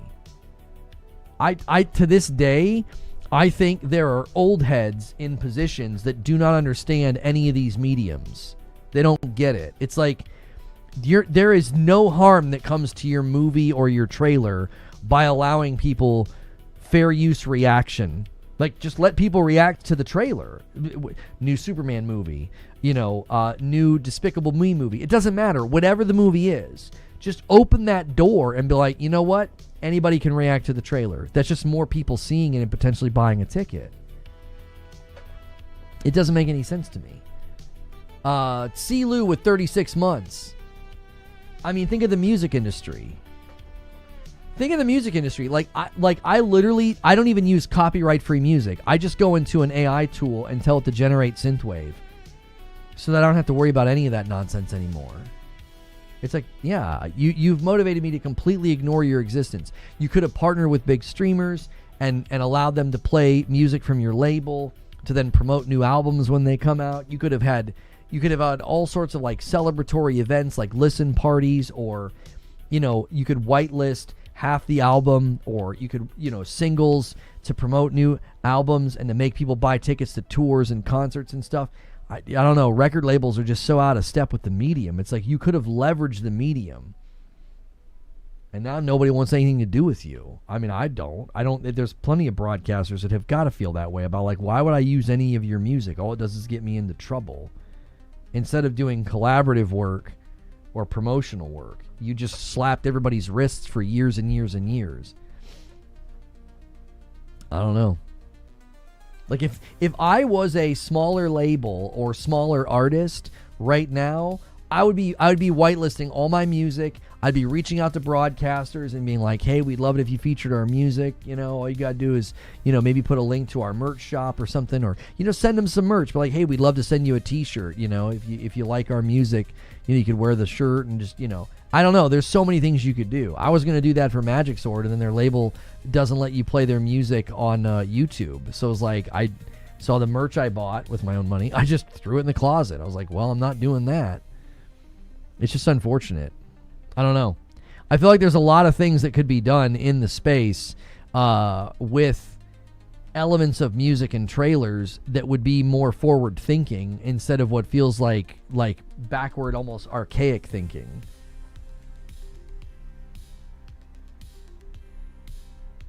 Speaking from over a decade of experience, says Omar, it's hard to push them into anything modern whatsoever. Oh, no, I believe you. Yeah, like I said, just a bunch of old heads. I was an internet DJ. We had to pay to broadcast, and then they started charging us per song. And other licensing went up and up when we were promoting them. It got too crazy, so we stopped. Yeah. The entire fair use thing boggles my mind because I was trying to claim I created the trailer or song I'm using. I'm just featuring it because I like it. Right. You're not claiming it's yours, for sure. Maybe that's the concern that they have, is that if you open up the floodgates, it could lead to people doing things in bad faith and like claiming it's theirs. But like, I don't know. That just seems incredibly unlikely to me. And then who would actually get away with it? You guys like my new song? It's like Taylor Swift. People are like, that's clearly not you, bro. I don't know. Guys, I made a movie. I can't wait for you guys to see it this summer. And they run a trailer for Despicable Me or something. I don't know. Like, what's to be gained? What's to be gained in that? I don't even know. It'd be funny, but I don't think anybody would try it. Nobody would take it serious. This is mine. Tenny Grail is on sale on Steam. It has an old school Bethesda feel to it. I played the demo. Yeah, they've done good work in it too. A lot of improvements, a lot of add-ons, a lot of updates. Yeah. Yep.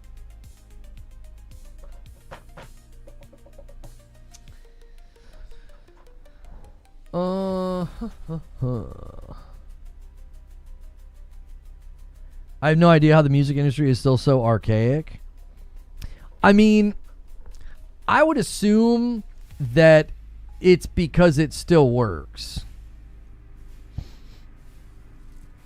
Right? I would assume it's because it still works. Like, unless a compelling argument is made that they would make more money by changing their ways, they're probably not going to change their ways. Does that make sense? Like, that would be my assumption, is that if a record label or the record labels at large haven't been compelled to make changes, then it's because the case to compel them hasn't either been made or hasn't been made strong enough. Because if they could make more money by being more modern and more forward thinking, well, then they would do it. Labels are losing ground. They don't really provide much for the artist now outside of connections to radio or magazines. They used to at least develop artists. They don't even do that anymore. There is still the machine that they can put behind major artists.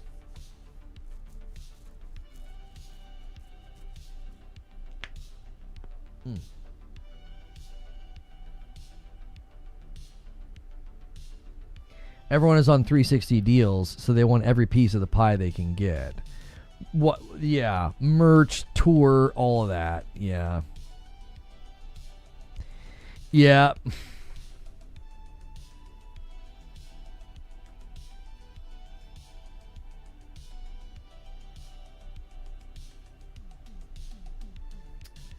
Artists can develop themselves now with social media. There's a lot of platforms available that should make something like that possible. Yeah. You could start to see people leveraging the platforms more.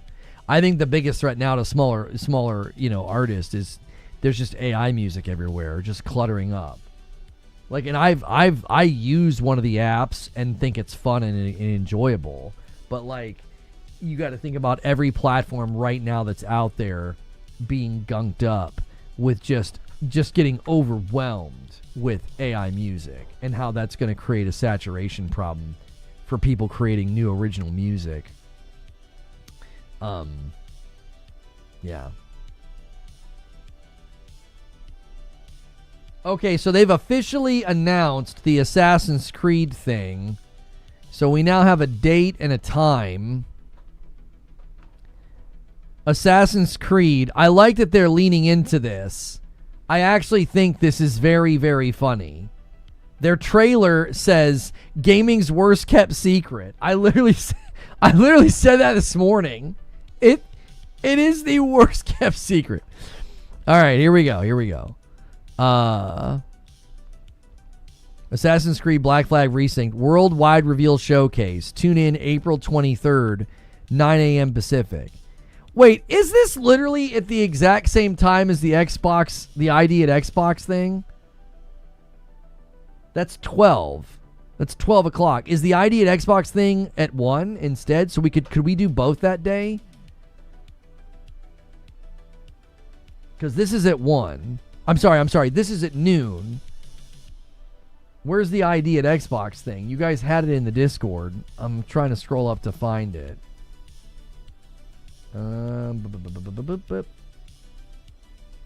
Yeah, it's an hour after.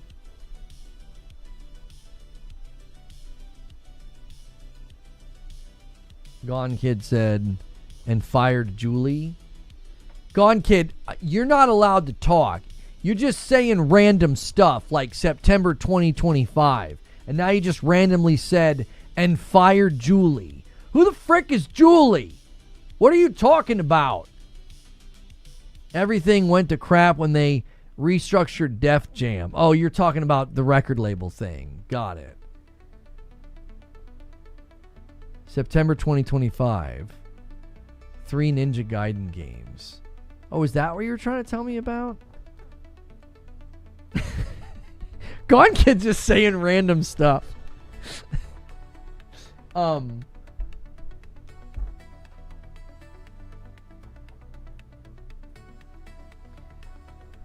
Julie is a treasure. How dare you talk about her like that? They fired July. Yeah, the month of July has been fired. Gone Kid's watching someone else. No. He was talking about the record label thing. He was. Yeah.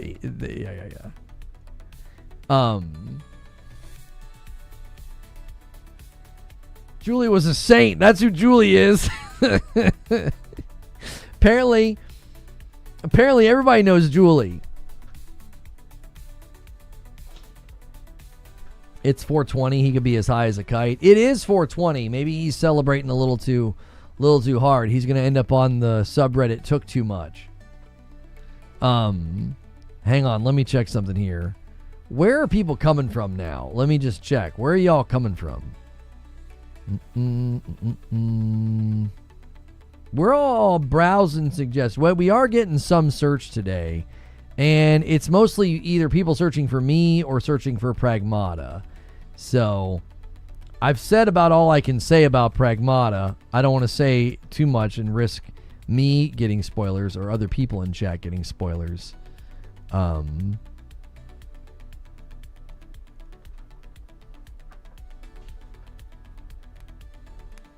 Okay, acting like you don't know who Julie is for the sake of a bit is too much, Lono. I don't know who Julie is. So hyped for the Black Flag remake now. Wasn't sure if I'd play it again, but from what I'm hearing, it sounds really good. Like it does. What are the chances of it being a shadow drop? I'm fairly certain that the press event last week we got the release date from Tom Henderson. It's in July. So unless they faked everybody out at the press event, which would be very strange because the people that went to the press event have an embargo. Like they're allowed to drop their stuff like 45 minutes into that or 15 minutes into that, I think. So I don't think they would debate a bunch of people to make videos. All their videos are going to say July, and then they're going to come behind and be like, "Just kidding, it's a shadow drop." That would be really, really weird to do. What sounds good about the Black Flag remake? The press has said that it looks impressive. It's an entire remake. They did not turn it into an RPG. They've improved like the underwater stuff. I think it sounds great. I think it sounds like they did good work. I mean, if the press is coming away, impressed. So they said, "We know you know, but how about we tell you some more now? Tune in for Assassin's Creed." Yeah, we know you know. Yeah, we've known that you've known that we've known, and that's why being known and knowing has not been a fun thing to know. Sorry, anybody I just gave a stroke. We talking about Julie from E33? No.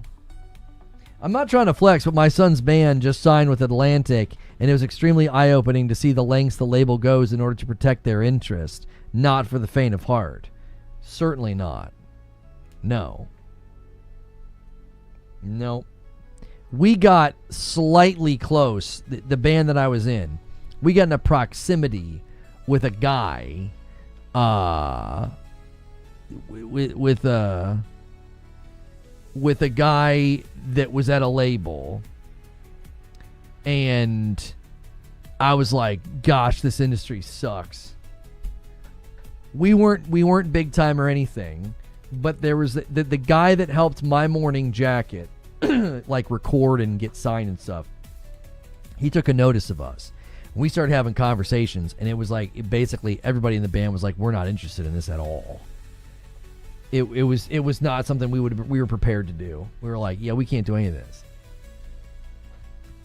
Started talking about the amount of shows we'd have to do and touring and recording hours, and we were like, "Yeah, no."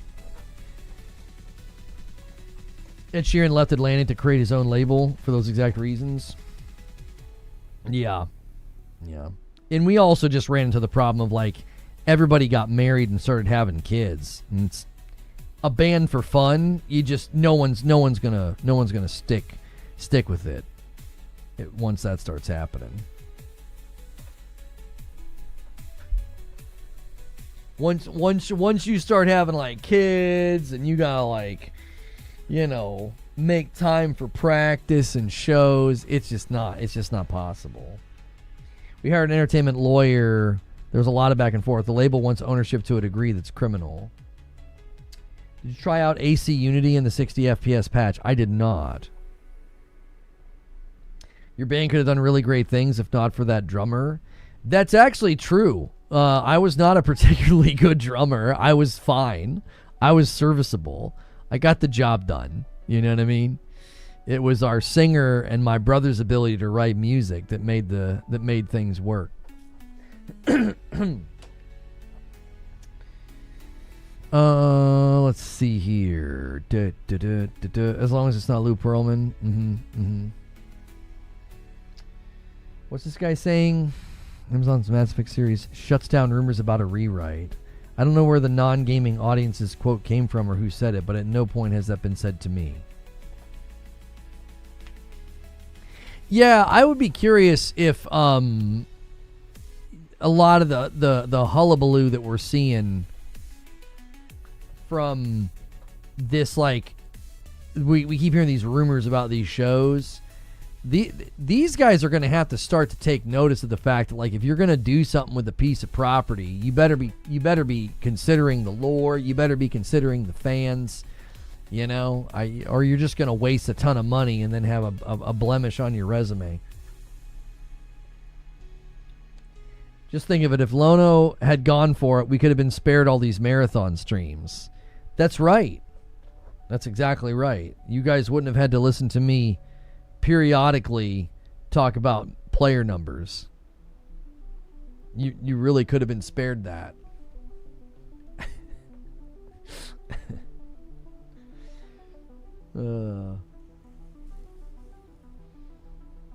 What else is in the news that we had that we didn't spend much time on? We did my Pragmata first impressions. We talked Destiny 2. We talked Marathon. What was the other thing? Oh, AC Black Flag. Yeah, that was pretty much it for the show today. I'm kind of out of I'm out of topics, so I'm looking at the dadgum news feeds. I mean, other than getting confirmation about the AC thing on Thursday, which we will cover, and then I guess we'll be pivoting from that to the Xbox ID showcase. I'm not seeing anything else really. We might start to get some people in here for the AC Black Flag thing. Do I have it in the title? I do. I do have it in the title. AC Black Flag Remake. The announcement has been confirmed. Yeah, GJX says, finally. That's what I'm saying, dude. Finally. Windrose is kind of popping off. You know, it's not surprising. It's not surprising. It's like, it looks like what everybody was hoping Skull and Bones could have been. You know? A pirate game, like a real pirate game, not a game where you're a boat. Any surprise guests this week? If there are any surprise guests this week, it'll be a surprise to me. We kind of got, you know, two cool yeses in a row. Everybody else is trying to kind of figure out schedules and stuff.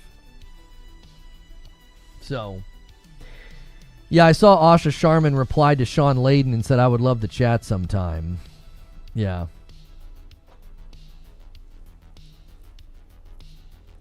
Stop Killing Games went before the Euro Parliament. I watched it, and it was very good. And I agree, that guy is a legend. Unfortunately, I think he made it easy for publishers to fight back. I think he made a couple mistakes. And I think he's going to make it easy for the publishers to fight back, which is unfortunate because I was hoping that he would basically win. And then we could maybe move towards getting refunds, digital refunds. Because once you prove once you prove as a matter of like, international law that these companies can take the license away at any time as a matter of like, that's a problem, right? Well, then you can say, hey, we should be able to give the license back within a certain amount of time and get a refund. So, Windrose is one of, if not the best early access survival games at release, as Mediocre Milton. It has so much content and it's very polished. The Black Flag remake will run great, I'm sure. Someday I'd also like to see Unity get a similar treatment. YouTube's about to fill up with Black Flag revisits. Yep. Oh, yeah. Yep. In the summer, everybody's going to be going back. Everybody's going to be going back.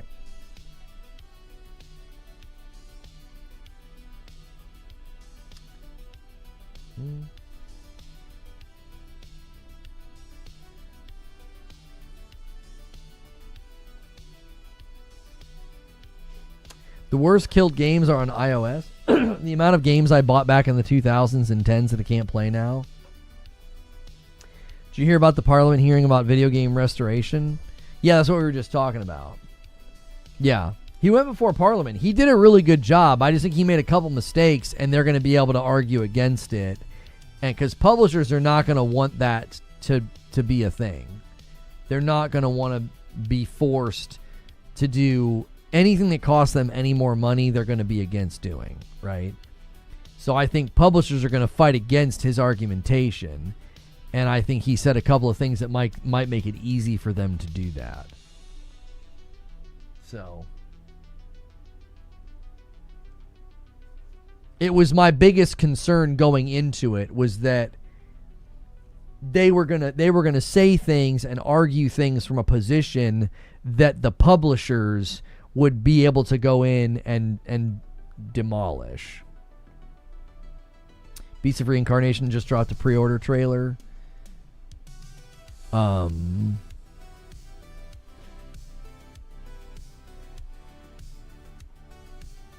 It would only help in the EU. It would have no effect on US law. It could open the doors, though. It could certainly open the door for the US to think, hey, maybe we should do something as well. It's a step in the right direction. Like, number one, the way that games are being treated from the perspective of digital ownership, as well as games and stuff being able to, shut down. Yeah, Beast of Reincarnation is set for an August 4th release. Another big game coming this year. Do you have any interest in Vampire Crawlers? It comes out tomorrow. It's like a roguelike card game. I don't. The EU forced USB-C, and Apple is not making USB-C only phones for the EU. Yeah, I don't have any interest in Vampire Crawlers.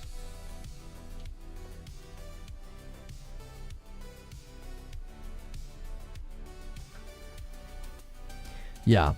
Yeah, so if it gets movement over there, it could help us here.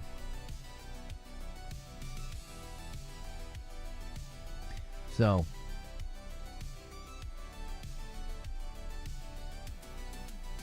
I was just saying all the fire drops we had last year. That's all I was saying, Lono.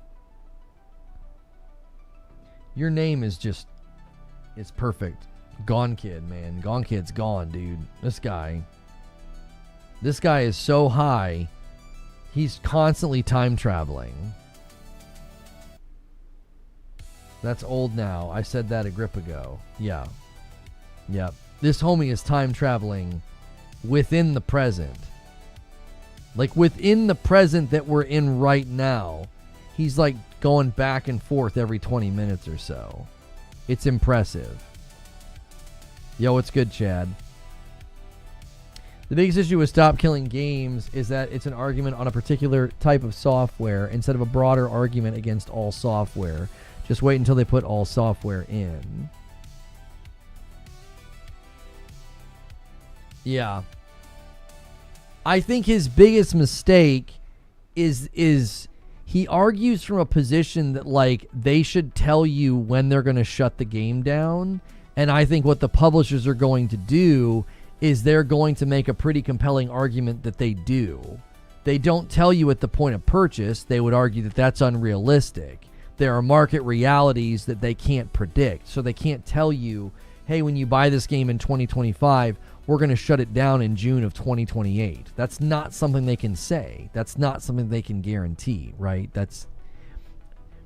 I don't think they would accept that as a reasonable request. But what they will be able to fire back and say is, we do let people know when the games are going to shut down. They're given ample warning. And then he referenced Concord. The problem with referencing Concord is that everybody was given their money back. So again, I think he made it easy for publishers to argue against his position.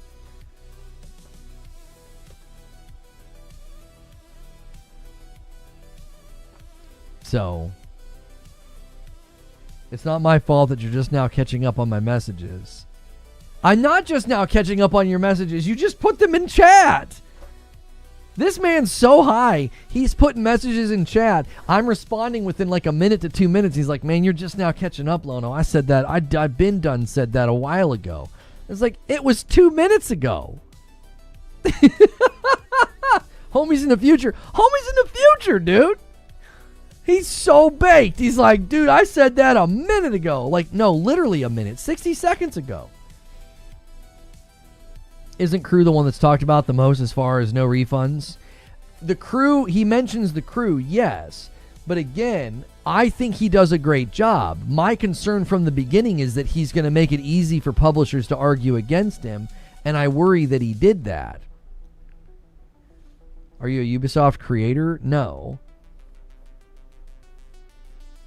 They removed me from their program because somebody sent them an email, which is a form of tortious.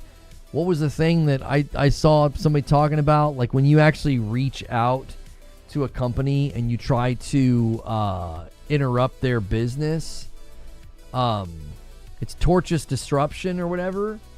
It's like literally civilly actionable, but that's the world we live in. What happened to me in 2020 was that, by the way.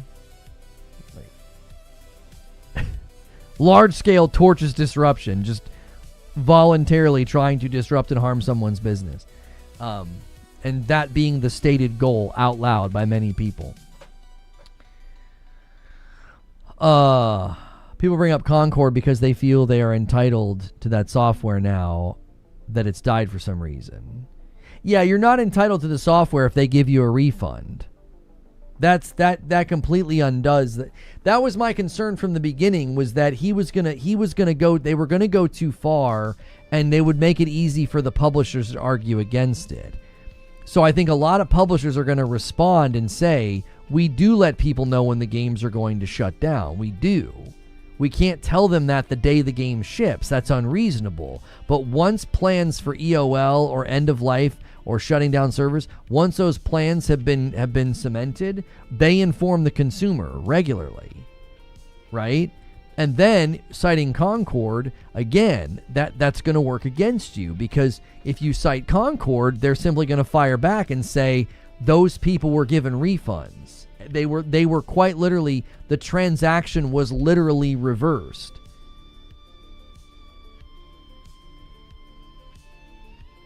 The Crew was out for 10 years. You can't get a refund for something that you've owned for 10 years. I don't think that they were asking for refunds. He references The Crew as a game that there should be perpetual access to by granting the ability to basically play them like offline or put up their own servers.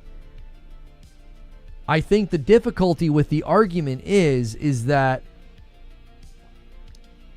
you're going to have to establish like some sort of legal precedent of, if you ship a live service game that is dependent upon servers that the studio is funding and covering the cost of, they can't be asked to supply those servers in perpetuity. What they're asking is that they build the game so that one day it can be offloaded and handed to the public, so that if you want to run your own servers, you can. Now, the developers and publishers are going to argue that's extra dev time and cost that we cannot incur. That would be a form of undue harm to our business. Then the courts are going to have to decide who made a more compelling argument. Because that's essentially what it's going to come down to, is the studios and the publishers are going to say, we don't build our games like that from moment one. We don't build them so that we can offload them to the public. If we offload them to the public and we give them essentially the server infrastructure, and the backbone and how all that works so they can set up their own servers, there could be proprietary information there. There could be anti-cheat proprietary information that would then have to be ripped out of the game. Not client side, but server side sorts of monitoring and things like that. Like, again, it's going to come down to who can make the more compelling argument. Like, if the publishers come behind him and say, hey, that's going to be undue harm to our business, we're going to incur all these extra costs, the courts are going to have to decide whether or not they have to incur those costs. Like, food companies incur extra costs to make sure the food is safe for you to eat, right? If the food companies could have winsomely argued that those increased costs were unjust, then food would be very dangerous to consume at large-scale production, right?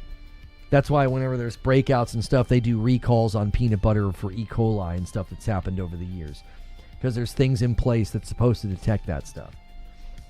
There's all kind of costs incurred by like a restaurant. Like when a restaurant opens, one of the reasons it's really hard for restaurants to earn money is because of all the food regulations, which makes sense. You're distributing food to the public. The public needs to be protected from being made sick. People can die, right? You can literally get, severe elements of food poisoning, and it can harm people. So they incur those costs as a business, and the government sees that that's a fit and just thing. In the development of video games, if those developers and publishers argue convincingly that this is undue harm to the business, making us incur these extra development costs, then the government will say, we're not going to require them to do this. As long as the risks are clearly stated in the legal terms of service and the end user license agreement, you know what you're signing up for when you buy a live service game. You buy Arc Raiders, you know it could be shut down one day.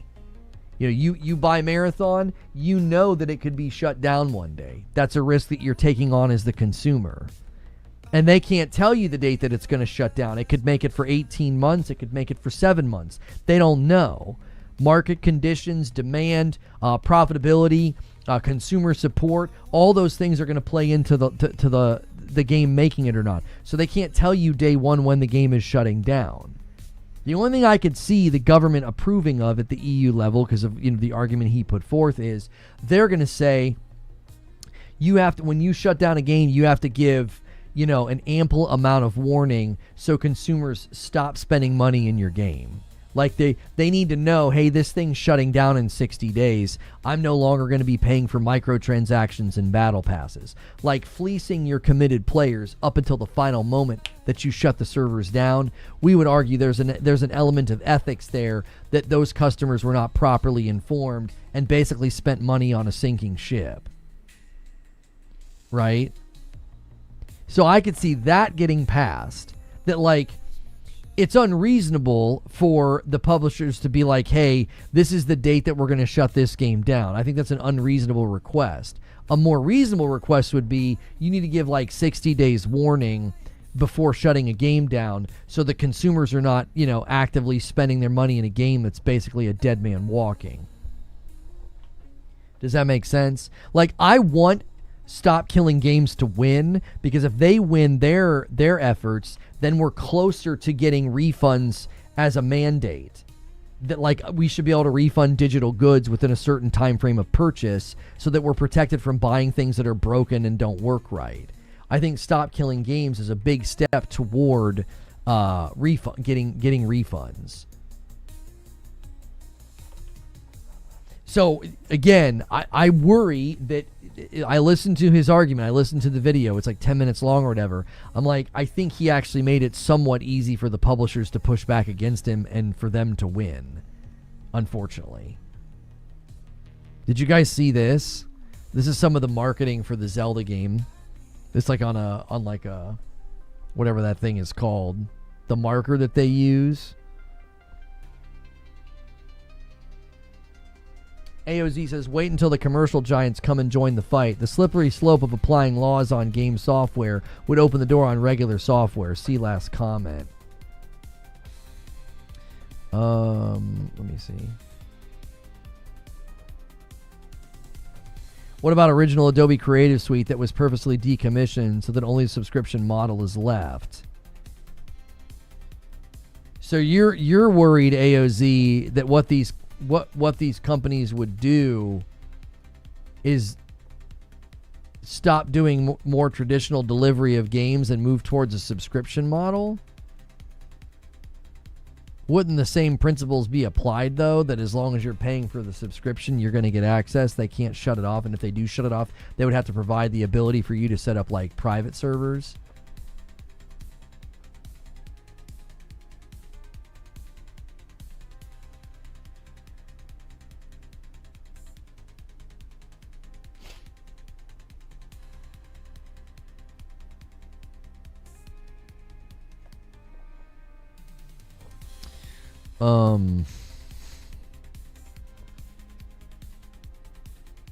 Adobe's not doing so good. Thank God for DaVinci.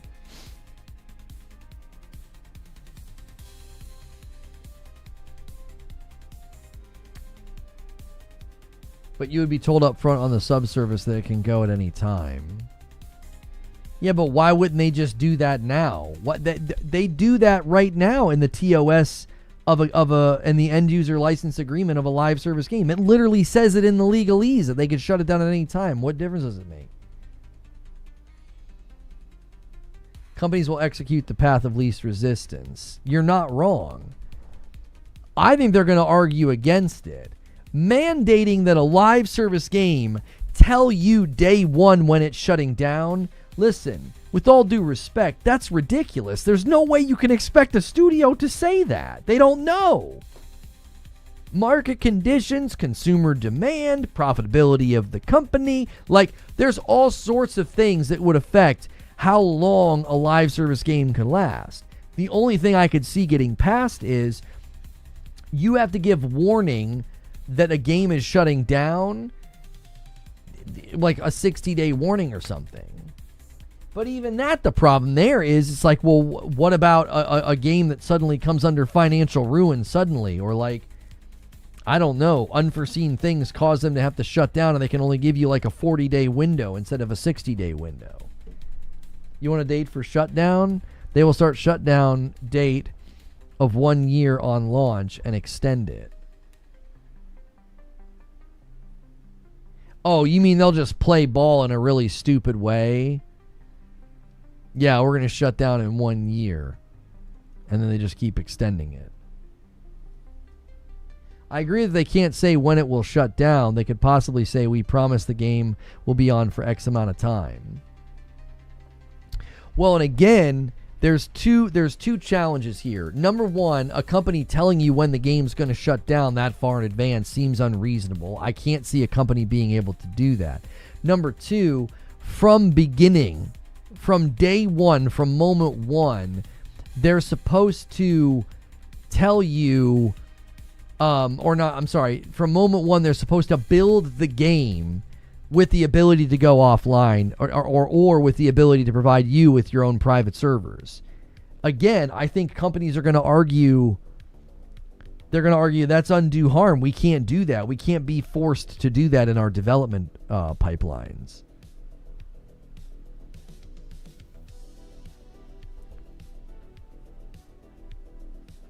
As I said, make them create an offline mode before shutting down the servers.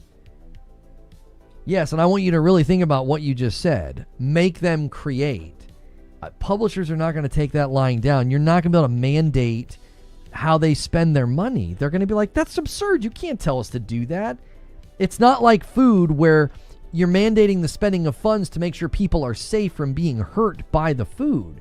You're talking about a game that you might not be able to get access to in the future because the servers go down. And you're like, well, I should be able to set up my own private servers. I don't know. They're gonna want to protect the property against that.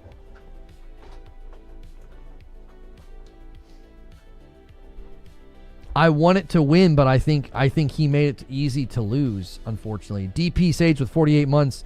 I love when you do some of the guest collab shows, and I hope you can try to get my boy Black Hokage. You guys have similar taste in gaming news. If you can give me a warm handshake to Black Hokage, I don't have a way of getting into contact with him. It's incredibly hard to network on Twitter now. It's ridiculously hard.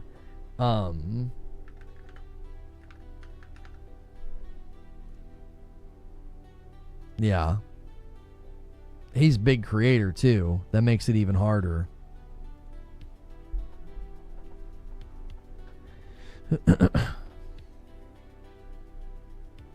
What is the actual harm being done by the game shutting down? The argument would be that the consumer is losing access to something they spent money on and invested in, which is a completely fair argument to make. If you buy a game for $40 and for years you're buying cosmetics and battle passes in said game, and then that game shuts down, you're losing access to something that you spent money on, and it's not something that you have any control over. They can just flat out decide they don't want to support it any longer, or they're moving on to something new, or they're launching the sequel or whatever, and you're sitting there like, what? It's a completely valid argument to be like, hey, I spent money in this. It'd be great if I could continue to access this product. Can you allow us to set up private servers? Can you give us an offline mode? Now, offline mode's not conceivable for a lot of games. The game's too large, the servers and all that are required. You can't just go play some game offline that requires dedicated servers. That's not unreasonable, it's ignorant. And I don't think anybody's ignorant of that fact. That's why they've said you either build the game from day one with an offline mode baked in. I think the devs would argue undue harm there. They're like, that's extra dev time that we can't afford. Or you build the game from day one so that you can hand it off to the public, and then the public can set up dedicated servers if they want. Again, I think the publishers and developers are going to argue that's us potentially giving away proprietary information. That's us taking on more undue harm again and having to spend extra development time building a game that can be offloaded for private servers. Like that's the concern, is that they're going to argue, the devs and the publishers aren't going to take this lying down. They're going to argue and push back and say, you can't mandate this sort of thing. You're mandating that we spend extra money. You've really got to justify that. You understand that as a regulatory body and as a government, the minute you say you must do this and that thing costs them extra money, you understand you could be harming businesses. Like, think of the rise of AA studios and indie studios, okay? And if you do this sort of mandate, and suddenly they have to spend more money than they were planning, and now their budget's not tenable, now their profitability's not tenable. Do you see? Like, you can cause harm to the businesses that are trying to make it. The regulatory bodies are going to take that into consideration. Not every company has the budget the size of like a Ubisoft or an Activision, where it's like, an extra X number of employees or man hours or whatever they have to do to make the game, right? They could shoulder it, but a smaller studio might not be able to shoulder it. Does that make sense? Those messages are old now. Man, I'm telling you, this guy is freaking baked out of his dadgum mind. Surely it's more to do with that they want you to buy the new game and not play the old one. Sometimes it's that. Sometimes the studio literally moves on. Maybe the studio shuts down, right? The argument would be, if your studio is going to shut down, if your studio is going to move on to something new, like let's imagine that the second Ori and the Blind Forest game was live service. But Moon Studios wants to move on to No Rest for the Wicked, okay? And they're like, we don't want to support that anymore, and eventually we need to shut the servers down, okay? Ori and the Blind Forest is not live service. I'm just using it as an example because we know it's a studio that, from an artistic and directive standpoint, they wanted to move on to a completely different game. So they moved on to No Rest for the Wicked, okay? So in moving on to No Rest for the Wicked, you would basically say, no, you need to hand off that live service game to the public so they can set up private servers. And if the game hasn't been built for that, they'd have to spend dev time retrofitting it. Offline mode day one isn't bad to deal with, and AA multiplayer games are usually peer-to-peer, bring your own server anyway. It doesn't matter. It doesn't matter what the trend is. What matters is the regulatory body is going to have to take that into consideration, and they're going to have really deep pockets coming to the table and arguing with their lawyers and their legal teams the ramifications of such mandates. I'm not agreeing and saying that that should happen. What I'm saying is it's going to be hard for this Stop Killing Games initiative. It's going to be hard for them to win because they're going up against, pretty big companies that have a pretty strong invested interest into squashing it. They're not going to want the thing to pass because it's going to be harmful to what they do. They're not going to want to have to spend extra money on anything.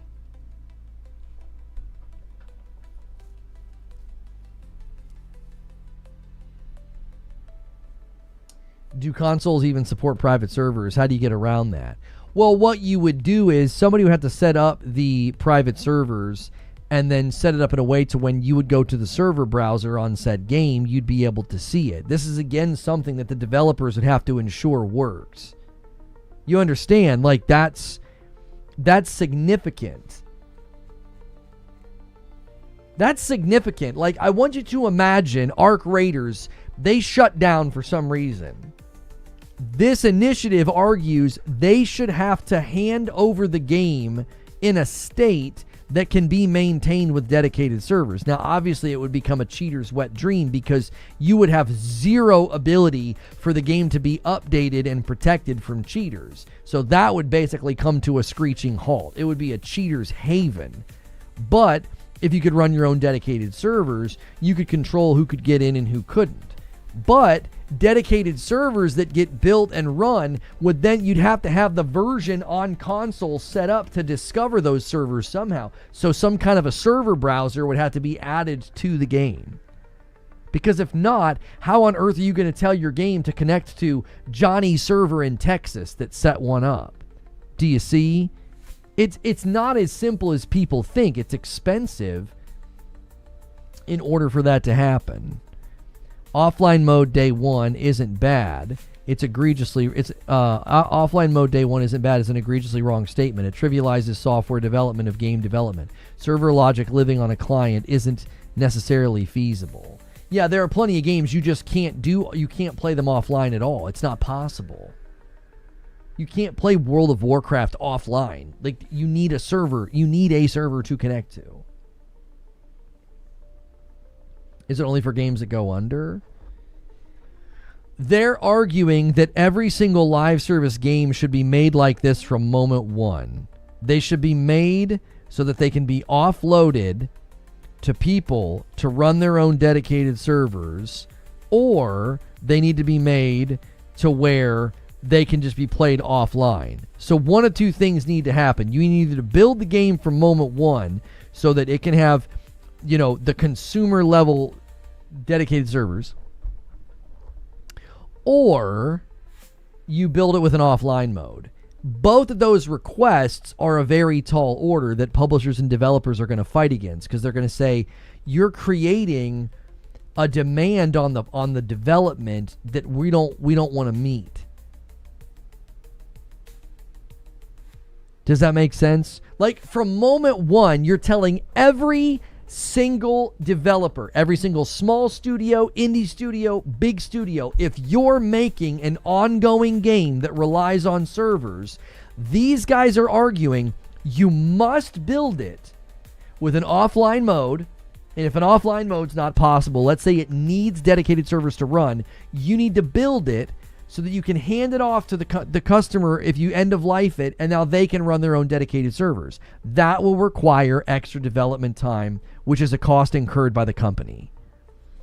So every studio, regardless of size, would have to adhere to these regulations if in fact it passes.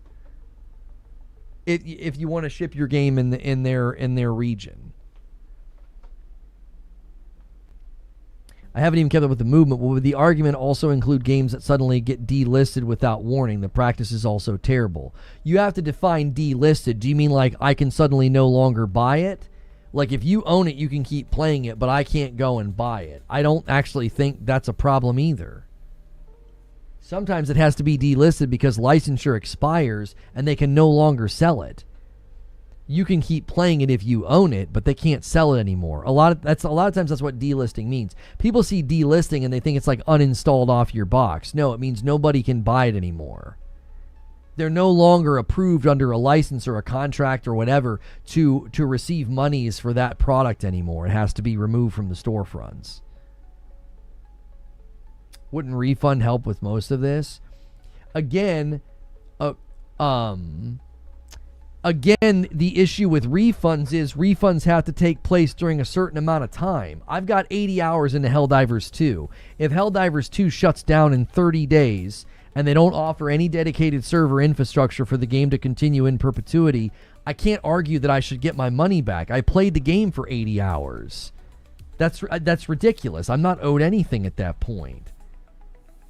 That me spending $40 one time does not give me access to a game for forever in perpetuity if it depends upon their servers.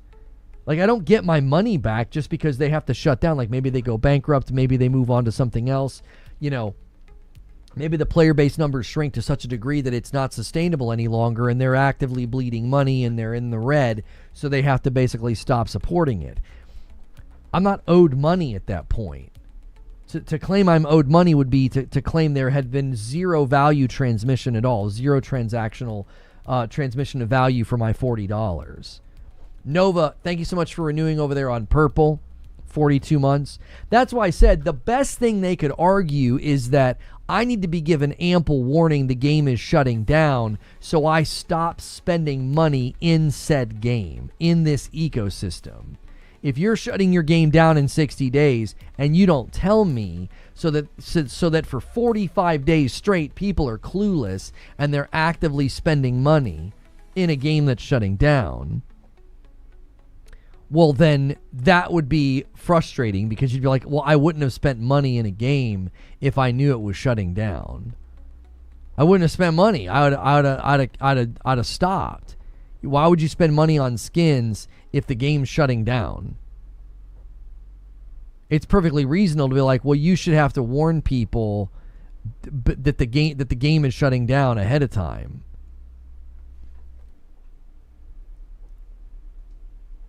Write your commercial enterprise software so that when you discontinue it, there's a plan such that people can continue using your software or a standalone mode. That's essentially what they're requesting, yes. And I think that the companies are going to argue against it and probably win.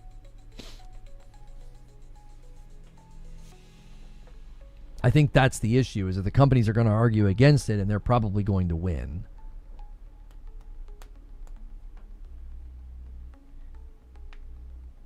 Imagine there was a time when a $40 on a game meant you kept it forever. I understand the reasons why, but maybe something within the industry should change.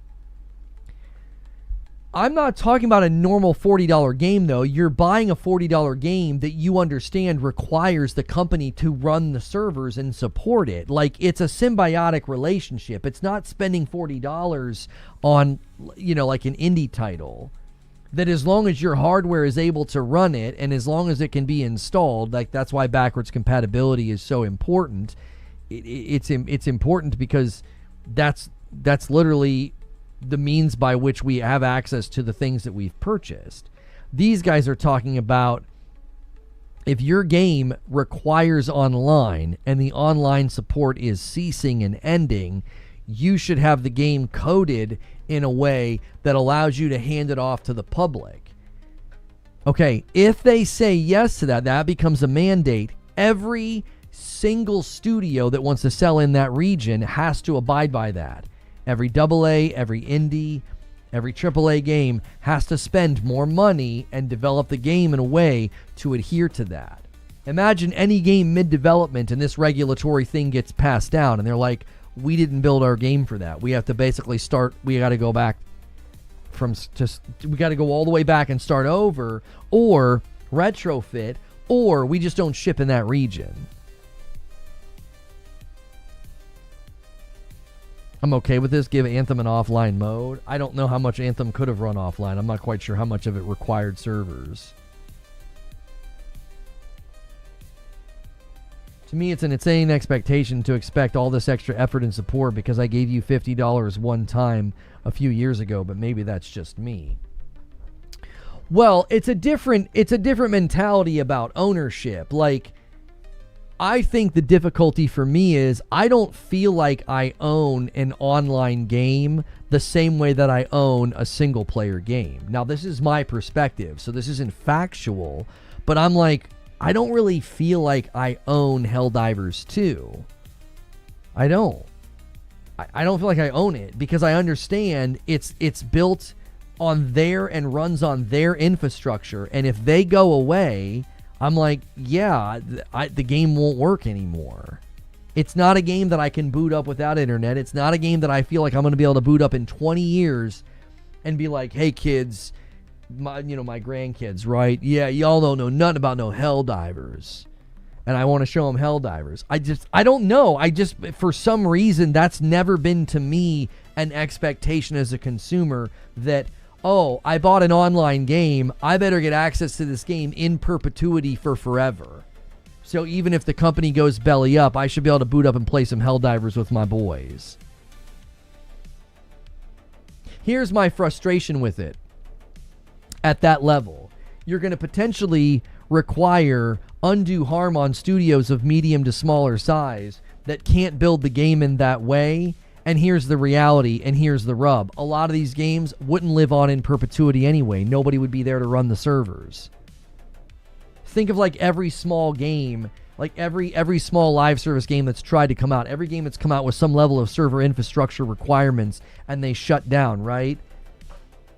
And they went the extra lengths and they went the extra limit to build the game, and they spent the money. Hey, somebody can run dedicated servers. Well, if nobody runs dedicated servers, it was all for nothing anyway. You don't get perpetual access to it. Do you see the problem? It's like let's say you buy a game and they do all the extra due diligence to hand the game off to the public. And 3 years later, they shut down. They're like, we're shutting the servers down. We're no longer supporting the game. You guys can run your own dedicated servers. And you're like, yay, thank you so much, regulatory bodies. We're so glad all these companies spent that extra money. And guess what? If nobody sets up the dedicated servers, you got nothing to play anyway. You see? It's like, if nobody's doing it, the impetus is on the public then.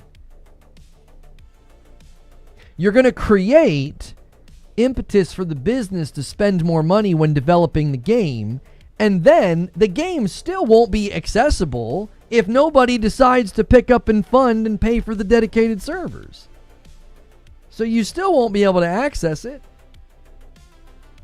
Do you see? You're more likely to win a requirement to like give a 60-day warning when a game is shutting down so people don't unknowingly spend money in a game that is shutting down. That's why people are also asking for an offline mode for games as well, which is it's unreasonable. You can't do it. Ask for an offline mode of The Elder Scrolls Online.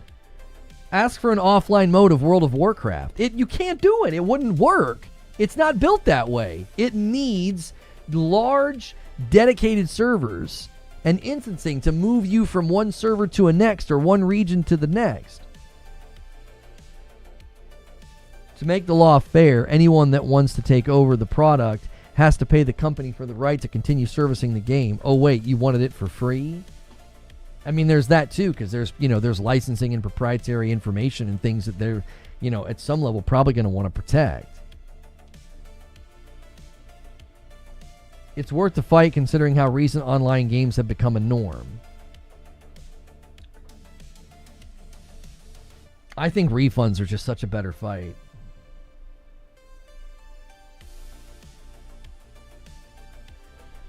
I think arguing for refunds is such a better fight. I really do. I feel like we're straining at something that's unlikely to get passed because of the undue harm it'll put on studios, as well as it's so unlikely to benefit the consumer. It's so unlikely to benefit the consumer. The odds of every online game that you purchase henceforth being supported by some random person with a dedicated server and you knowing that those how to connect to those servers, it's just so incredibly unlikely to actually come to fruition. It's far more likely that we could be protected as consumers with refunds. That's such a better fight. We buy games all the time that are not ready at launch. They're broken. They're incomplete. It's basically a glorified scam. And we should be able to, like, give me my money back. This sucks. You wouldn't have games launching the way Cyberpunk launched. You wouldn't have games launching the way that Crimson Desert launched or Jedi Survivor. They would make sure the game is ready before launch. Yeah, mind's eye. Refunds are such a better fight. I think this fight, unfortunately, is going to go to the publishers. They'll win, and it'll set back any other fight that we try to argue as gamers, because it'll look like, well, you guys are just entitled. You're asking for too much, and the devs and the publishers kick the crap out of you.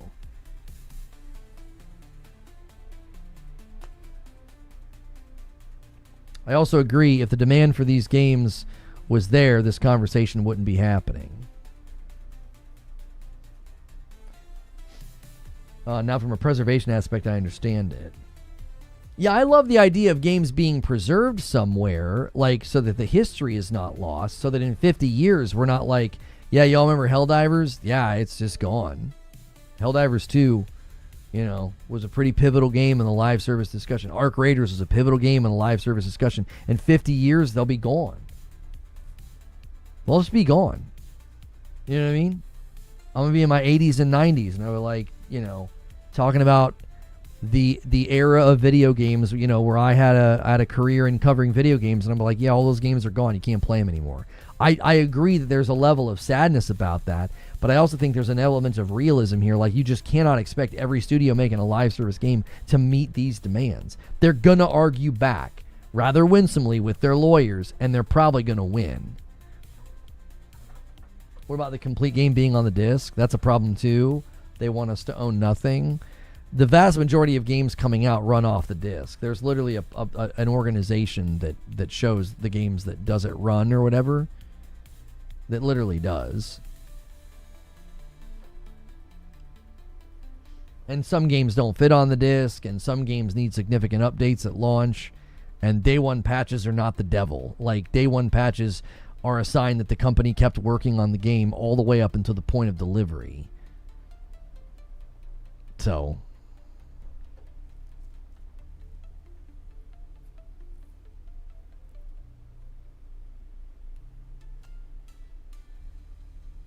you don't own the disc is a license. Yeah, I mean, again, I'm just going to continue to say, fighting for refunds, I think, is a much better fight. I think it's much easier to argue. You can argue it logically. You can argue it sensibly. And the developers and the publishers have given the farm away. They've admitted that they can revoke access to games. They can take a license away, which means that the game can be returned digitally. They've literally given us the ammunition to argue for digital refunds extremely easily. We have a test case. We have a case, an example in how Steam runs it. And you could even argue if the platforms don't want to incur the cost of reversing charges, right? That becomes an undue harm to the platform. It's not PlayStation's fault that Jedi Survivor shipped with problems. You would just say this could easily be done with store credit so that the consumer is protected and their funds are still usable, and then it protects the platform from taking on the cost of a game being refunded. Nobody can like abuse the system to be like, well, I'm just going to buy and refund games all the time because it'll hurt the platform or whatever. I think digital refunds are far easier to argue than what they're trying to argue with like perpetual access to live service games. I just think that's going to be that's just an uphill fight that, again, at some level, is it even worth fighting? Because you're going to do all this fighting, and let's say you win, and now all these studios have to spend extra money in dev time making sure their games can do that when they shut down, and then you still might not be able to play these games afterward, because if somebody doesn't run the servers, the game is still dead in the water. Like, the average game is not going to be accessible in perpetuity because you're not going to have perpetual consumers running dedicated servers for all these games. What about 3 day one patches, says Jay Hart. Thank you for the super chat. Soros review embargo is this Friday. It's an exciting week. On Thursday, we have the Assassin's Creed Black Flag event. We have an Xbox ID event. We have the Soros embargo dropping. And then we're going to keep our eyes on the prize for the rest of today. We'll figure out what we're going to talk about tomorrow. A great reason to be a member, guys, is because when the day ends on YouTube and Twitch, the day doesn't end for you if you're a member. So right now, if you're watching on YouTube, consider clicking join. For $5 a month, you can join us in the Discord for Green Room. This is where we go to decide what we're going to cover the next day and what we're going to work on. And you can be a part of that conversation as a patron of my channel. The only way I'm able to do this full time is because of direct support. And direct support has always been a bit of a struggle. We rely on people gifting. So your $5 goes a long way. If you're directly supporting me, thank you for doing that. If you've ever considered doing it, there's a great reason to. It helps me do this full time. And there's a single coming in from Broken Earth, gifting one to somebody else and paying it forward. A great way to make room for others with the gifted members is to gift yourself a member. When you become a member, you're making room for others. Instead of grabbing a gifted all the time, you can gift yourself a member for $5. And then you're making room for others to get those gifteds. The Black Flag event was confirmed. Yes, Assassin's Creed officially tweeted about it. Yes. Yes. It depends on the game as far as building an offline mode. Like with ESO, I think the argument for an offline mode is fair because the game is already so single-player friendly and it can be treated as an Elder Scrolls RPG if you wanted to. You're not understanding. You can't just suddenly make ESO offline, brother. You can't. The way everything operates. Broken Earth gifts another one. He's got us 20 away from 100. He's trying to tempt somebody to end the day strong. You can't just suddenly switch ESO into an offline game, brother. It's not possible. NPCs, enemies, worlds, there's all this stuff that doesn't run on your system. Oh, you're agreeing with me. It would be too much work. Maybe I didn't read your whole statement. A lot of players play the game that way. I agree that the amount of work to make it happen would be insane. Oh, literally the last thing. The Black event. No, I wasn't talking about that. No. No. I bet if it was on your hard drive instead of the company's, you'd not be crying about vault space. No, yeah, Darthy Bro clarified. He agrees it would be too much work to turn something like ESO into an offline mode. It just wouldn't work. Yeah. The amount of things that have to run in a game like that, it's not conceivable. And they acknowledge that. Stop Killing Games 100% acknowledges that. They would want the game to be set up in a way so that you hand it over to the company, to the public. Like an eviction notice? Well, yeah, I think that's the best way to do it. You let people know it's shutting down. Stop Killing Games is arguing, they're not arguing the eviction notice. That's something I've argued. They're arguing that you should be able to set up private servers once the game company decides to no longer support it. So.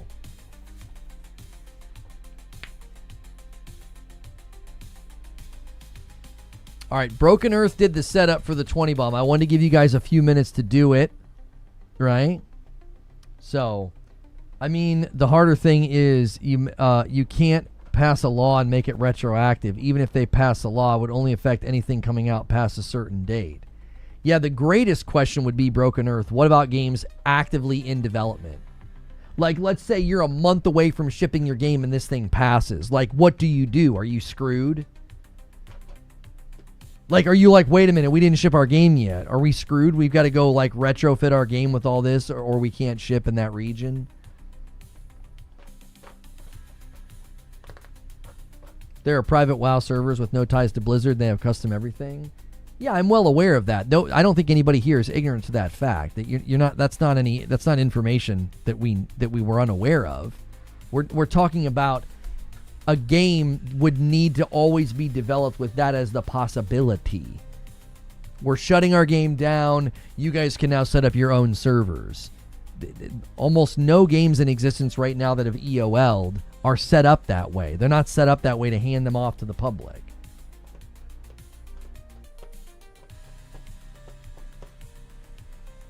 AOZ says, do you know what game initiatives like Stop Killing Games does? It makes games crappier due to the shackles you place on the design.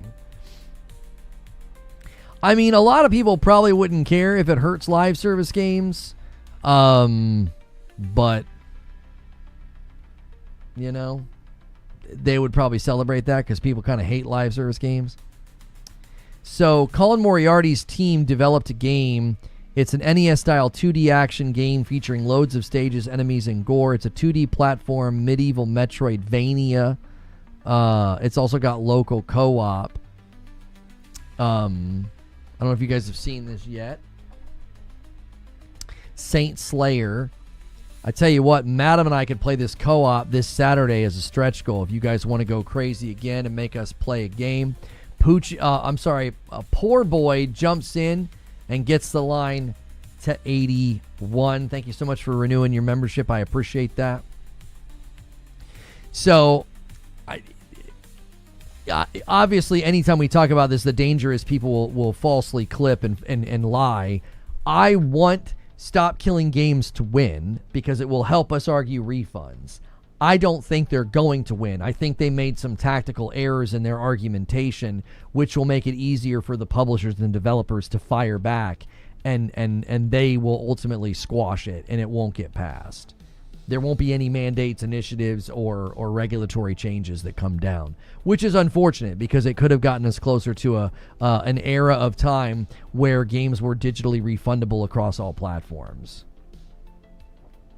So, yeah. So if you guys want that Saturday stream and you want Matt and I to play that new game this Saturday, make sure and get your renewals in, get your primes in, do all the things. And I'm going to call it there, though. It's after 1 o'clock, and we're going to go to the green room. So smash like on your way out today. Try to get us to 400 likes. There's plenty of you here that probably haven't hit the like button yet. We greatly appreciate all your support to the channel ongoing. And we're here every day, Monday through Friday. Plenty of stuff going on this week to cover that we'll be talking about. So we appreciate you guys so much, and we'll see you tomorrow.